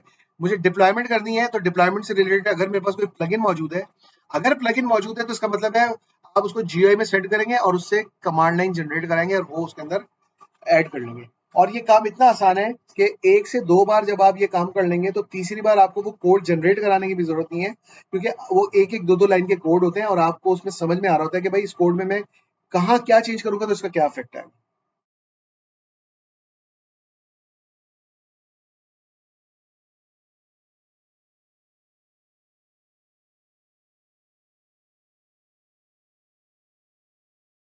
हम्म।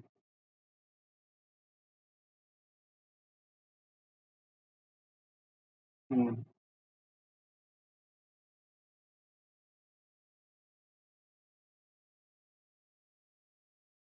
हम्म।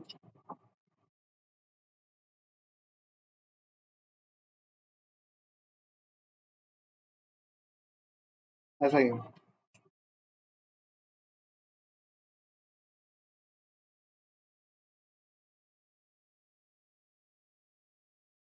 आप सही। जी।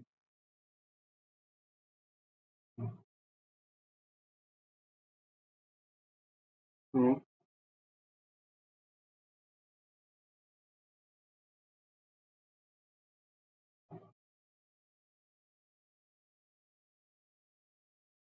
यार मुझे सिस्को की जी।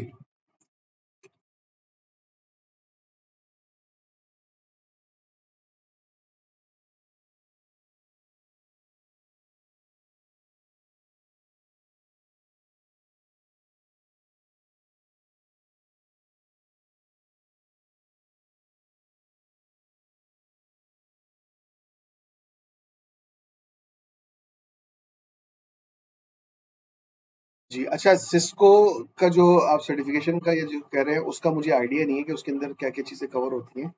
अगर आप वो मुझे बता सकें या बाद में बता सकें तो शायद मैं इसके ऊपर कोई कमेंट दे सकूँ। हुँ, हुँ।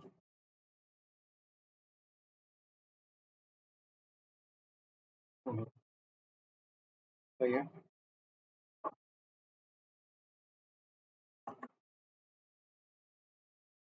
ओके।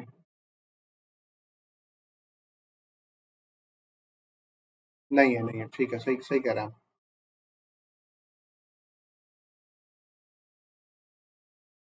जी।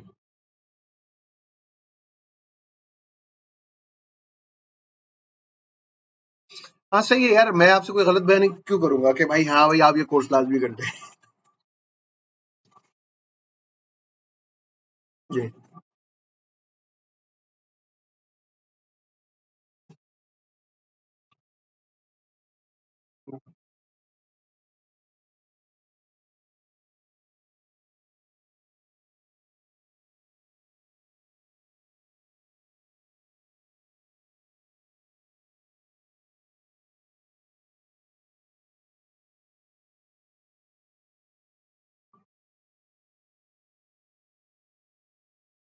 नहीं, नहीं, लिनक्स के अंदर कहाँ पे लिखा हुआ है शेल स्क्रिप्टिंग? डेवऑप्स के कोर्स में नहीं है। अच्छा, एक चीज़ मैं बताऊँ आपको अनऑफिशियल, मैं मेरे ख़्याल से असल में शुरू में ये हुआ था जब हमने डेवऑप्स स्टार्ट किया था, तो उसमें हम लिनक्स को काफ़ी हद तक पढ़ा रहे थे, ठीक है?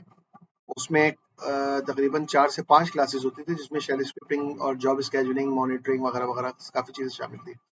लेकिन वो फिर बाद में हमने लिनक्स को ये देखा कि यार लिनक्स एक बाकायदा एक अलग कोर्स है, तो इसको हमने उसका पार्ट से अलग कर दिया, एक बात। लेकिन अनऑफिशियल जो बात है वो ये है कि जब आप डेवऑप्स के कोर्स को जॉइन करेंगे, तो जो मैं देख रहा हूँ वो ये है कि एलएमएस जो आपको मिलता है उसके अंदर आपको अभी भी तमाम स्लाइड्स जो है वो अवेलेबल है, ठीक है? और उसकी वीडियोस भी अवेलेबल है, ठीक है? ये अनऑफिशियल है, क्योंकि मुझे अभी तक ये चीज़ें नज़र आ रही हैं वहाँ पर। तो मतलब हम पढ़ा नहीं रहे, लेकिन उसका कंटेंट मुझे नज़र आ रहा है कि जो हमने शुरू के 1-2 बैचेज़ में पढ़ा था, वो अभी भी मेरे पास मौजूद है। तो अगर आप उसको देखकर समझते हैं कि आप कर सकते हैं, तो ये आपके लिए एक अच्छा चांस होगा।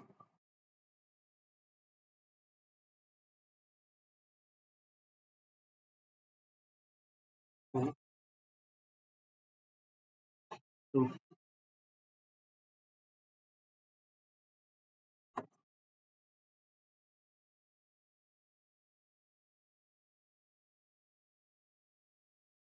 हुँ।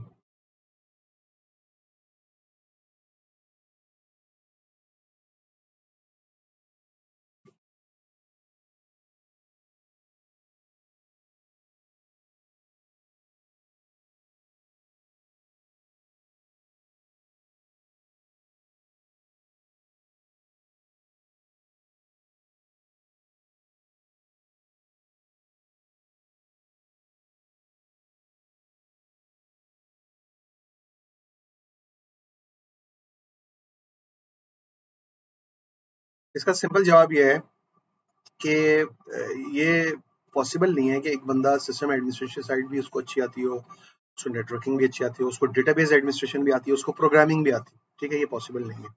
ठीक है? मेनली जो डेवऑप्स का जो फोकस होता है वो सिस्टम और ऑटोमेशन से रिलेटेड होता है। हाँ, अगर मैं ये कह रहा हूँ कि अगर उसको शेल स्क्रिप्टिंग या पावर शेल आती का क्या मतलब है? ये यार आती का मतलब ये है कि यार मैं एक कोड को देख के समझ सकता हूँ और उसमें मैं चेंजेस कर सकता हूँ। ये बहुत है। मुझे खुद इससे ज्यादा नहीं आता। मैं आपको बता रहा हूँ कि अगर मुझे कोई बोलेगा ना जीरो से कोड लिख के देगा तो मैं एक लाइन भी नहीं लिख सकूंगा। लेकिन अगर आप मेरे सामने कोई कॉम्प्लेक्स कोड भी खोल के रख देंगे ना और आप बोलेंगे कि इसमें ये मसला है तो मैं उसको सर्च कर लूंगा। तो इतना माइंड तो चलता है ना कि भाई सादा इंग्लिश लिखी हुई है उसके अंदर भी। हाँ, हाँ, ऐसा ही है। दूसरी बात ये कि अब आपको लैंग्वेज में भी एक्सपर्टीज होनी चाहिए, आपको डेटाबेस में भी एक्सपर्टीज होनी चाहिए। भाई डेटाबेस जो है एक बिल्कुल ही अलग सब्जेक्ट है। ठीक है? आपको डेटाबेस से रिलेटेड एज़ अ डेवऑप्स बात कर रहा हूँ, इतना पता होना चाहिए कि यार इसके ऊपर बेसिक वर्किंग कैसे होती है, स्क्रिप्ट्स कैसे एग्जीक्यूट होते हैं या इस तरह की कोई चीज़ें। बताते खुद अगर कोई कुछ कहे कि यार आप डेटाबेस 100% पूरा हैंडल कर लेंगे तो ये पॉसिबल नहीं। उसकी एग्जांपल मैं बताता हूँ कि हमारा मैं जिस एनवायरनमेंट में अभी एक हूँ, वहाँ पर हमारे पास डीबीए है ही नहीं। ठीक है? डीबीए नहीं है लेकिन हम लोग डेटाबेस से रिलेटेड कोई भी वर्किंग आती है हम कर लेते हैं। लेकिन ये कंसर्न हमारे कंपनी में है कि भाई हमारे पास रेगुलर डीबीए नहीं है जिसकी वजह से हमें ये प्रॉब्लम है कि हमारी डेटाबेसेस किस तरह से डिजाइन हो रही है। ठीक है? क्या उनका डिजाइन होना चाहिए था, उसके ऊपर उससे रिलेवेंट क्या सजेशन होना चाहिए, ये नहीं आ रहा। तो उसकी से हमें प्रॉब्लम्स क्या आती है कि डेटाबेस की परफॉर्मेंस अच्छी नहीं आ रही होती। ठीक है ना? तो बात करें कि ये क्या है कि डेटाबेस एक बाकायदा एक अलग फील्ड है, उसके एक्सपर्ट अलग होते हैं। आप डेवऑप्स से ये एक्सपेक्ट नहीं कर सकते कि वो इसमें हर चीज को उस लेवल पर दे सके जो कि उस डोमेन से रिलेटेड बंदे का काम है।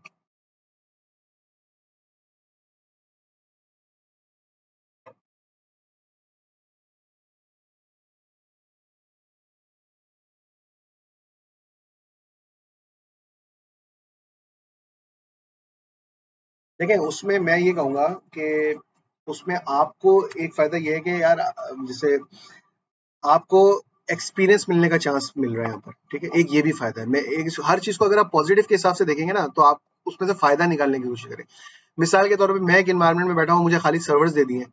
मेरे पास और भी चीजें चल रही हैं लेकिन मुझे उस पे काम मुझे नहीं दिया हुआ बल्कि जिनका काम है वही कर रहे हैं। तो मेरे माइंड में आता है यार काश मैं भी ये थोड़ा सा कर लेता।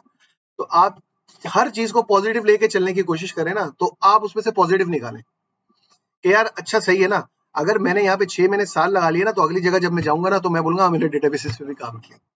ठीक है ना? आप उसको कैच कराए ना। आप उसको नेगेटिव लेंगे तो फिर प्रॉब्लम होगा। अरे मेरा माइक म्यूट था, मैंने बहुत अच्छी बातें कर ली थी और वो सब पीछे चली गई। बहरहाल मैं एक शॉर्ट कर देता हूँ कि भाई आप हर चीज को पॉजिटिव लें। ठीक है? ये भी एक अपॉर्चुनिटी होती है कि आपको एक से ज्यादा रोल दिए जा रहे हैं। ठीक है? एक से ज्यादा रोल देने का मतलब ये है कि आप वो चीजें भी सीख रहे हैं जो आपके डोमेन से बाहर की थी। उसको आप कुछ टाइम के बाद कैश करा सकते हैं सेम कंपनी में या कहीं और। चीजों को पॉजिटिव लेके चलेंगे। शुरू में तो चैलेंजिंग लगेगा ना, लेकिन बाद में वो आपको फायदा देंगे। अगर मुझे कोई नई चीज पे काम करने का मौका मिल रहा है तो मैं उसको कभी भी मिस नहीं करूंगा कि यार अच्छा है। अभी तो उनको लग रहा है कि वो मुझसे ज्यादा काम करवा रहे हैं लेकिन उसके अगेंस्ट मुझे मेरी स्किल सेट में इजाफा हो रहा है जिसको मैं अपनी सीवी पे भी लेकर आऊंगा। और अगर आप फ्रीलांसिंग करते हैं तो फ्रीलांसिंग के तो फायदे मैं आप लोगों को यहाँ बता भी नहीं सकता कि पाकिस्तान के अंदर जो आपको पैसा मिलता है वो जॉब से आप कमाने का सोच भी नहीं सकते। तो उसको पॉजिटिव लेके चले। हम्म,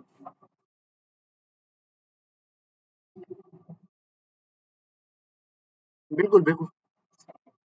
हम्म,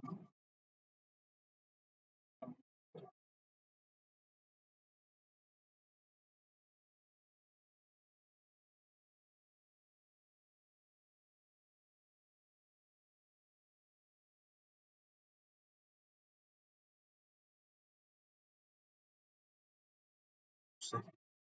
बस।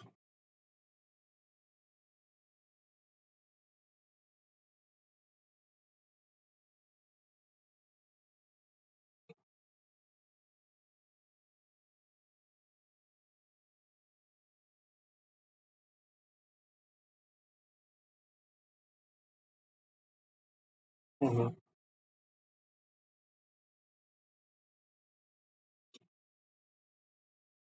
हम्म,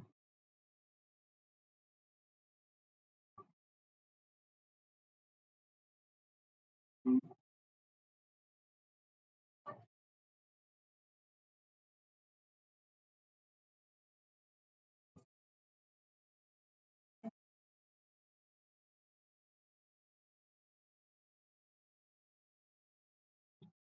अच्छा, आनी आनी चाहेगा। अगर लेट से अगर कोई ये कहता भी है कि आनी चाहिए तो उसका क्राइटेरिया क्या है? देखें आप किसी, यार अजीब सी बात है कि अगर मैं डेवऑप्स का बंदा और मुझसे वो बोल रहे हैं कि मुझे जावा आनी चाहिए, मुझे जावा से क्या काम है? ठीक है, ये हो सकता है कि उनके अंदर उनके पास जावा से रिलेटेड प्रोडक्ट चल रही है तो इस वजह से वो चाह रहे होंगे ऐसा हो। अच्छा, ये लोकल कल्चर में ऐसा होता है। बाहर हम जब काम करते हैं ना, जैसे वो कह रहा है यार हमें डेवऑप्स, मुझे डेवऑप्स चाहिए, लेकिन आपको जावा भी आना चाहिए। अच्छा, मैंने कहा यार जावा तो नहीं आता। बोले कोई बात नहीं, हम सिखा देंगे। यहाँ पे बात ही खत्म हो जाती है। बोलते हैं यार हम आपको रख रहे हैं, हम आपको सिखा देंगे। इस तरह का कल्चर होता है। यहाँ पे कल्चर थोड़ा सा डिफरेंट है।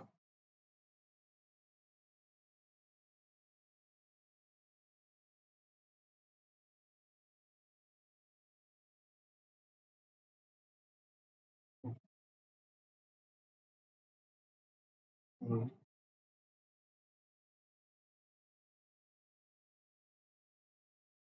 हम्म,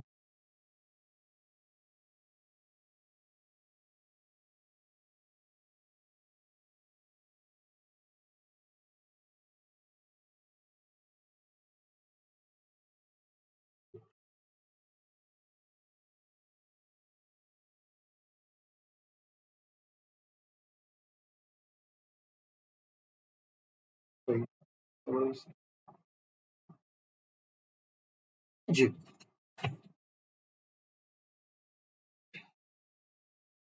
अच्छा, इसमें एक चीज।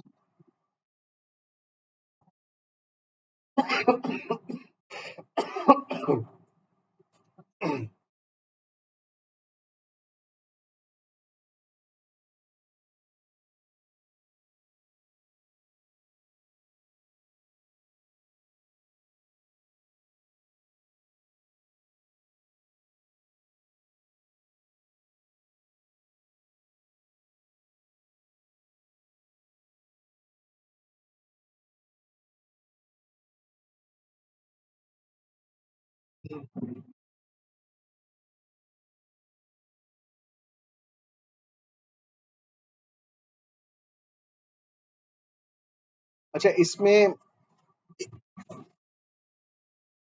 इसमें एक चीज मैं और ऐड कर देता हूँ कि यार आप एक काम ये कर सकते हैं, किसी भी फ्रीलांस की साइट पे किसी भी जाएं, वहां पर अप्लाई करते रहें। ठीक है, अगर मिल जाती है तो बहुत अच्छी बात है, नहीं भी मिलती ना तो यार एटलीस्ट आप ये करें, आप अपना एक्सपीरियंस बनाएं। वहां पर जो टास्क लिखे हुए आ रहे होते हैं ना, उन टास्क को चाहे आपको वो जॉब मिले या ना मिले, आप उनको परफॉर्म करें। उन जॉब को परफॉर्म करने से आपका जो है हैंड्स ऑन आएगा और आपका एक्सपीरियंस आएगा। ठीक है, मतलब आप वो चीजें प्रेजेंट कर सकते हैं किसी चीज को कि भाई मैंने इस पे काम किया हुआ है, मैंने इस चीज पे काम किया हुआ है, मुझे ये चीज आती है। ठीक है, तो जब आप चीजें दिखाएंगे ना उनको कि भाई हैंड्स ऑन है मेरा इन चीजों पे, तो वो फिर आपसे क्वेश्चंस जो है ना वो इतने नहीं होंगे। फिर आपका प्रोजेक्ट या जो आपका काम है वो खुद बोलता है। तो बजाय इसके कि आप ये इंतजार करें कि यार मुझे जो है जॉब मिलेगी तो फिर मैं कुछ करूंगा, आप हर किस्म के प्रोजेक्ट्स को खुद से हैंड्स ऑन घर पे करें। ठीक है, और ये मेरे इसके हिसाब से मेरे पास बहुत सारे एग्जांपल्स हैं लोगों की जिन्होंने इस तरह से काम किया और वो कामयाब हुआ इसमें।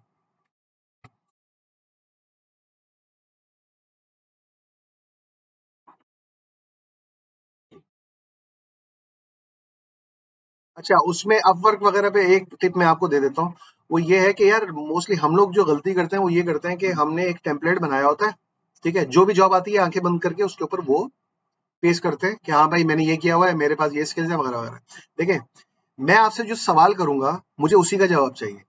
ठीक है, तो जॉब जो पोस्ट होती है ना उसमें उसी सवालों के उन्हीं कीवर्ड्स के जवाब देना है, ये चीज इंपॉर्टेंट होती है।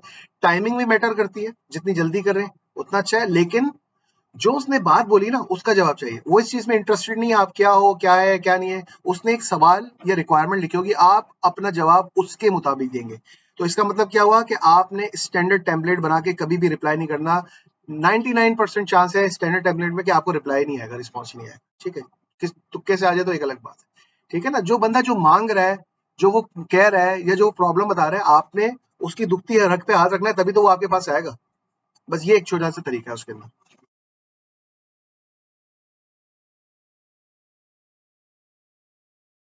जी। अच्छा, इससे और कोई क्वेश्चन है? जी।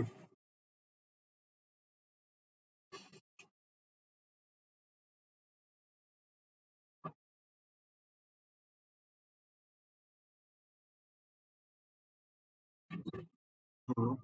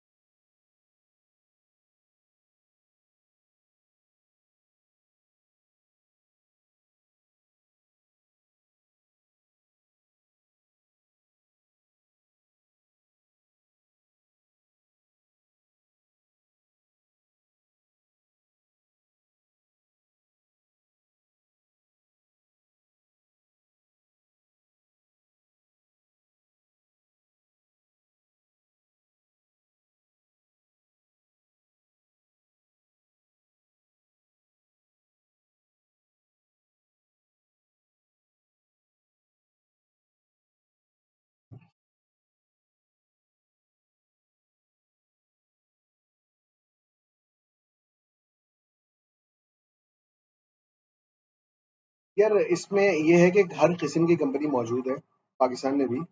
बहुत सारे ऐसे हैं जो फ्रेश भी मांग रहे होते हैं, बहुत सारे ऐसे हैं जो कि एक्सपीरियंस मांग रहे होते हैं। उसकी एग्जांपल मैं बताता हूँ। जैसे पिछले 2-3 महीने पहले मुझे भी कुछ लोगों की ज़रूरत थी, तो व्हाट्सएप ग्रुप में अगर आप लोग पहले से हैं तो मैंने यहाँ तक लिखा था, भाई मेरी ये रिक्वायरमेंट है, ठीक है, अगर आप ये कर सकते हैं तो मुझसे कांटेक्ट कर लें, सीवी भेजने की भी जरूरत नहीं है, मैंने ये लिखा था, ठीक है। मुझे सीवी नहीं चाहिए आपकी। बहुत सारे लोग सीवी भेजते हैं, उसमें लिखा होता है तो वो देख के लगता है कि यार ये तो हमारे से भी ऊपर का कोई बंदा है, सही है। तो डिफरेंट कंपनीज डिफरेंट स्ट्रक्चर के हिसाब से मांग रही होती है, फ्रेश की भी जॉब्स आ रही होती है, हो सकता है कम हो, एक बात। दूसरी बात ये कि लेट्स से मेरे साथ भी कुछ लोग इंगेज हैं, अब वो डेवऑप्स नहीं है, वो अपनी अपनी कोई जॉब्स कर रहे हैं, लेकिन मेरे पास कुछ टास्क आते हैं तो यार मैं उनको देता रहता हूँ, सिर्फ मोटिवेट करने के लिए कि यार आप इस तरफ आए, इस तरफ आपको ज्यादा फायदा। मिसाल के तौर पे मेरे मेरे पुरानी कंपनी के एक दो लोग हैं जिनको मैंने अपने साथ टाइम टू टाइम इंगेज कर रहा होता हूँ कि भाई मेरे पास एक टास्क आया है, ये टास्क आप कर सकते हो, ठीक है। अच्छा, अब उसमें मैं दो ऑप्शन रख देता हूँ, मैं बोलता हूँ यार अगर तो आप इसको इस टाइम के अंदर करोगे तो इसका मतलब है कि मैं इसको मुझे 4 दिन में क्लाइंट को देना है, अगर आप 4 दिन में मुझे करके दे देते हो ना मिसाल के तौर पे, तो मैं इसकी आपको पेमेंट दे दूंगा, ठीक है।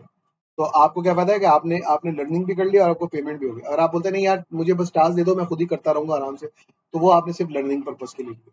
कि यार मैं देख लूंगा, मैं 10 दिन में कर लूंगा या 20 दिन में कर लूंगा। तो मैं इस तरह से, मेरे पास जो करीब करीब मेरे लोग हैं, मैं उनको इस तरह से ये चीजें दे रहा होता हूँ। पर्पस क्या है, बहुत सारी चीजें ऐसी होती है जो मेरे एनवायरमेंट में होती है, तो मैं अपने कुलीग्स के साथ, ये दूसरे जो दोस्त हैं जो इस फील्ड से करीब करीब है या आना चाहते हैं, उनके साथ शेयर कर रहा होता हूँ कि यार आप ये टास्क करें। जैसे बहुत सारे मेरे दोस्त हैं जो कि रेगुलर जो आईटी है उसके अंदर काम कर रहे होते हैं, बोल रहे हैं यार महंगाई बहुत है और गुजारा नहीं हो रहा, इस तरह की चीजें नहीं है, तो क्या करें।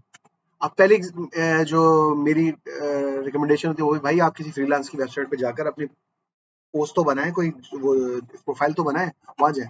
प्लस जो मैंने पहले कहा कि भाई टास्क डिफरेंट है, वो आप खुद कर करके पक्के हो जाएं, या मैं आप लोगों को टास्क दे रहा होता हूँ, आप अपने अंदर वो एक्सपीरियंस तो लेकर आए। जब आप किसी से इंटरव्यू के लिए जाएंगे ना, अगर कहीं पे लिखा होता है ना कि 2 साल का एक्सपीरियंस चाहिए, और अगर आप जाके उसके जो इंटरव्यू के क्वेश्चंस के जवाब सही दे देंगे, ये 2 साल साइड पर हो जाएंगे। ठीक है, इसकी जरूरत नहीं है, एक बात। दूसरी बात ये कि पाकिस्तान के अंदर 90% जॉब पोस्टिंग वो डिपार्टमेंट कर रहा होता है जिसको उस जॉब का पता भी नहीं होता। तो अब मैं अगर एचआर को बोलता हूँ मुझे एक बंदा चाहिए, डीबी इसका डीबीए का, डेवलपर का, या जो भी डेवऑप्स का, ठीक है, तो वो क्या करेगा, वो नेट से उसकी जेडी उठाएगा और कॉपी पेस्ट कर देगा। मतलब आपके एनवायरनमेंट में जो प्रोडक्ट नहीं चल रही ना, उसका भी नाम लिखा होगा। एक बात। दूसरी बात, मोस्टली ऐसा भी होता है कि कंपनी को सिर्फ एक स्किल का बंदा चाहिए होता है, लेकिन वो 10 स्किल्स लिख देते हैं कि यार एक तो हमें चाहिए चाहिए, लेकिन अगर ज्यादा स्किल्स का आ जाएगा तो हमें फायदा होगा। इस तरह से भी होता है। जी जी जी,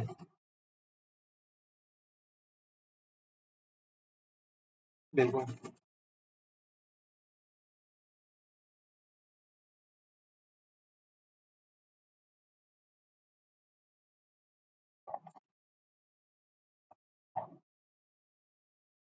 बिल्कुल, ऐसे ही है।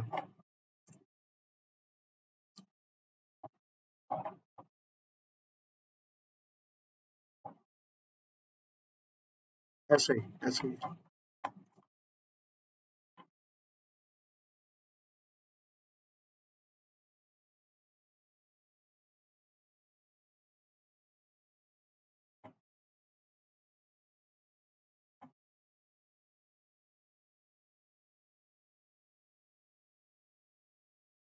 हम्म।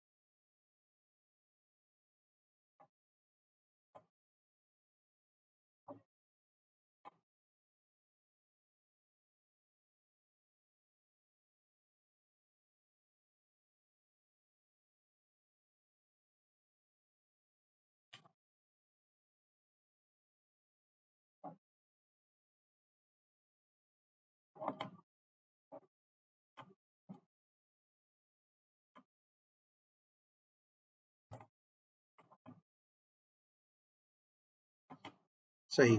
ये बात वही है, जैसे मैंने अभी कहा ना कि भाई जो रिक्वायरमेंट आती है आपने उसके मुताबिक ही जवाब देना है ना, कि अगर वो आपसे पूछ रहा है कि एबीसी पूछ रहा है तो उसका जवाब आप वही लिखेंगे ना, मतलब स्टैंडर्ड टेम्पलेट पे नहीं काम करें।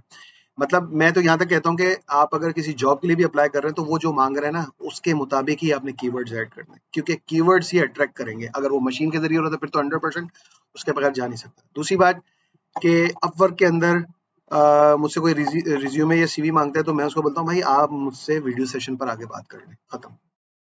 क्योंकि जो वन टू वन में आपकी जो भी बातचीत होती है उससे वो आपको फिजिकली देख लेता है, आपकी कम्युनिकेशन स्किल्स भी देख लेता है, और पाकिस्तान से काम कर रहे हैं तो आपका इंटरनेट भी चेक कर लेता है, कॉन्फिडेंस भी देख लेता है। और जब ये तीन चार चीजें नजर आ जाती है ना, तो फिर वो सीवी रिज्यूमे सब साइड पे हो जाता है, फिर वो डायरेक्ट प्रोजेक्ट के ऊपर बात करते हैं। और मोस्टली वहां पे मैंने देखा है कि बहुत ज्यादा वो लोग ज्यादा बहुत स्ट्रेट फॉरवर्ड होते हैं।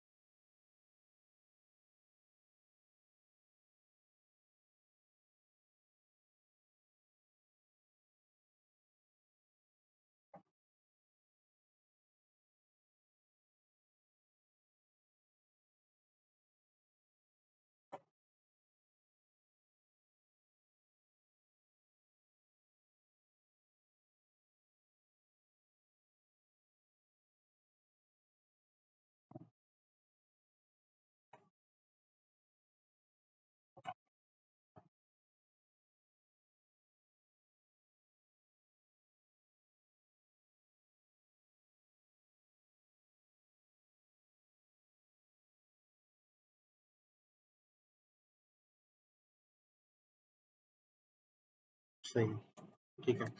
अच्छा जी,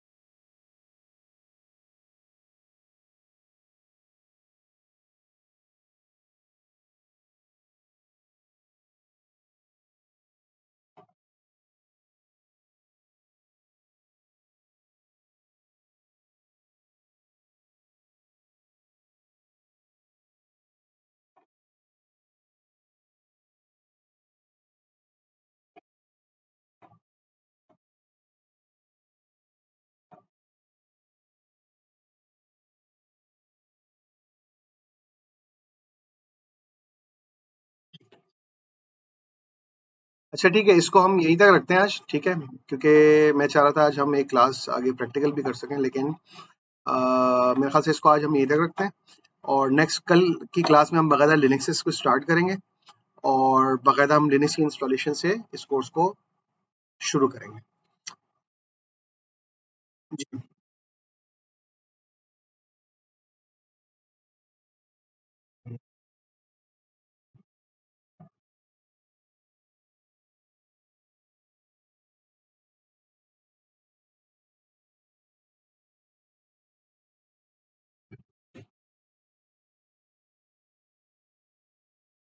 देखें इसमें देखें इसमें ये है कि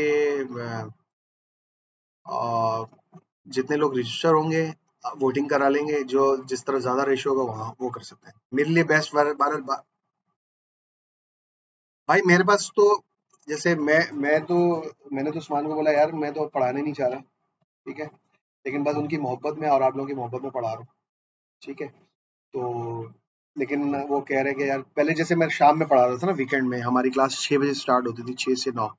उसमें मुझे ये इशू था कि फैमिली टाइम था यार, वीकेंड एक मिल रहा है, आम दिनों में तो मैं 12-14 घंटे तक कंप्यूटर पे बैठा हूँ, घर पे नाराजगी होती है क्योंकि घर से ही काम कर रहा होता हूँ। तो 12 बजे का या दिन का टाइम मुझे सूट कर रहा है। लेकिन बहरहाल मैं ये कह रहा हूँ कि अगर हम जो भी रजिस्टर होंगे और उस पे वो एक सब एग्री कर लेंगे भाई ये टाइम होना चाहिए, जो 12 के बजाय जोर के बाद 2 बजे से हो जाए, मुझे कोई एतराज नहीं है। पहले हो जाए 10 बजे, मुझे कोई एतराज नहीं है। ठीक है, डिपेंड करता है कि आप लोग एग्री करें ना। मैं ओपन हूँ कि सुबह आपने मुझे 10 बजे का टाइम रखना है, मैं वो भी कर सकता हूँ, ठीक है। और अगर 2 बजे से स्टार्ट करना है पाकिस्तानी तो उस पर भी आप रखना चाहे तो रख सकते हैं, लेकिन ये डिपेंड करता है कि वोट किस पे ज्यादा आएंगे। ठीक है, अगर इधर उधर हुआ तो ये 12 बजे वाला टाइम ही अभी फिलहाल सेट है। तो ये हम नेक्स्ट क्लास में या एक आध क्लास के बाद हम इसको कंफर्म कर सकते हैं कि यार कौन किस टाइम पे ज्यादा किसको सूट कर रहा है।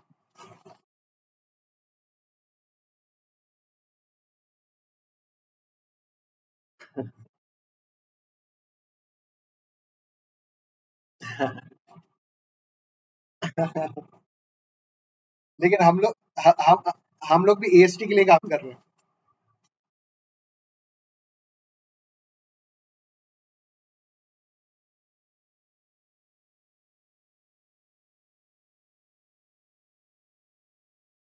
मैंने बता दिया, हम उसमें वोटिंग कर लेते हैं, तो जो भी टाइम होगा, जो कि मेरे हिसाब से सुबह 10 बजे रख लें, 11 बजे रख लें, 12 बजे रख लें, दोपहर में 2 बजे कर लें, मेरे ख्याल से हम कर सकते हैं इसको।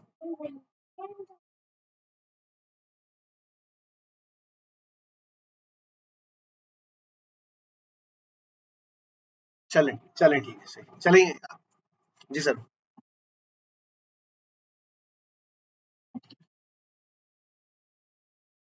अच्छा, हम लोग जो है जो जेंकिंस तक जो है मैं सेंटोस पे पढ़ा रहा हूँ, फिर जहीद साहब जो है ना क्यूबिलिटी एंसिबल उबुंटू पे कराते हैं। तो इससे एक फायदा आपकी ये भी होगा कि थोड़ा बहुत जो डिफरेंस है इनके दरमियान वो भी आप लोगों को पता चल जाएगा भाई कि उबुंटू और जो सेंटोस और ओईएल और रेड हैट ऑलमोस्ट सेम ही चीज है। ठीक है, तो तो यहीं तक रखते हैं। आप लोगों में मजीद कोई क्वेश्चन हो तो आप व्हाट्सएप पे कर सकते हैं, या मेरा व्हाट्सएप का नंबर भी उसमें मौजूद होगा, आप मुझे मैसेज कर सकते हैं उसमें, तो मैं उस पर इंशाल्लाह रिस्पॉन्ड कर दूंगा।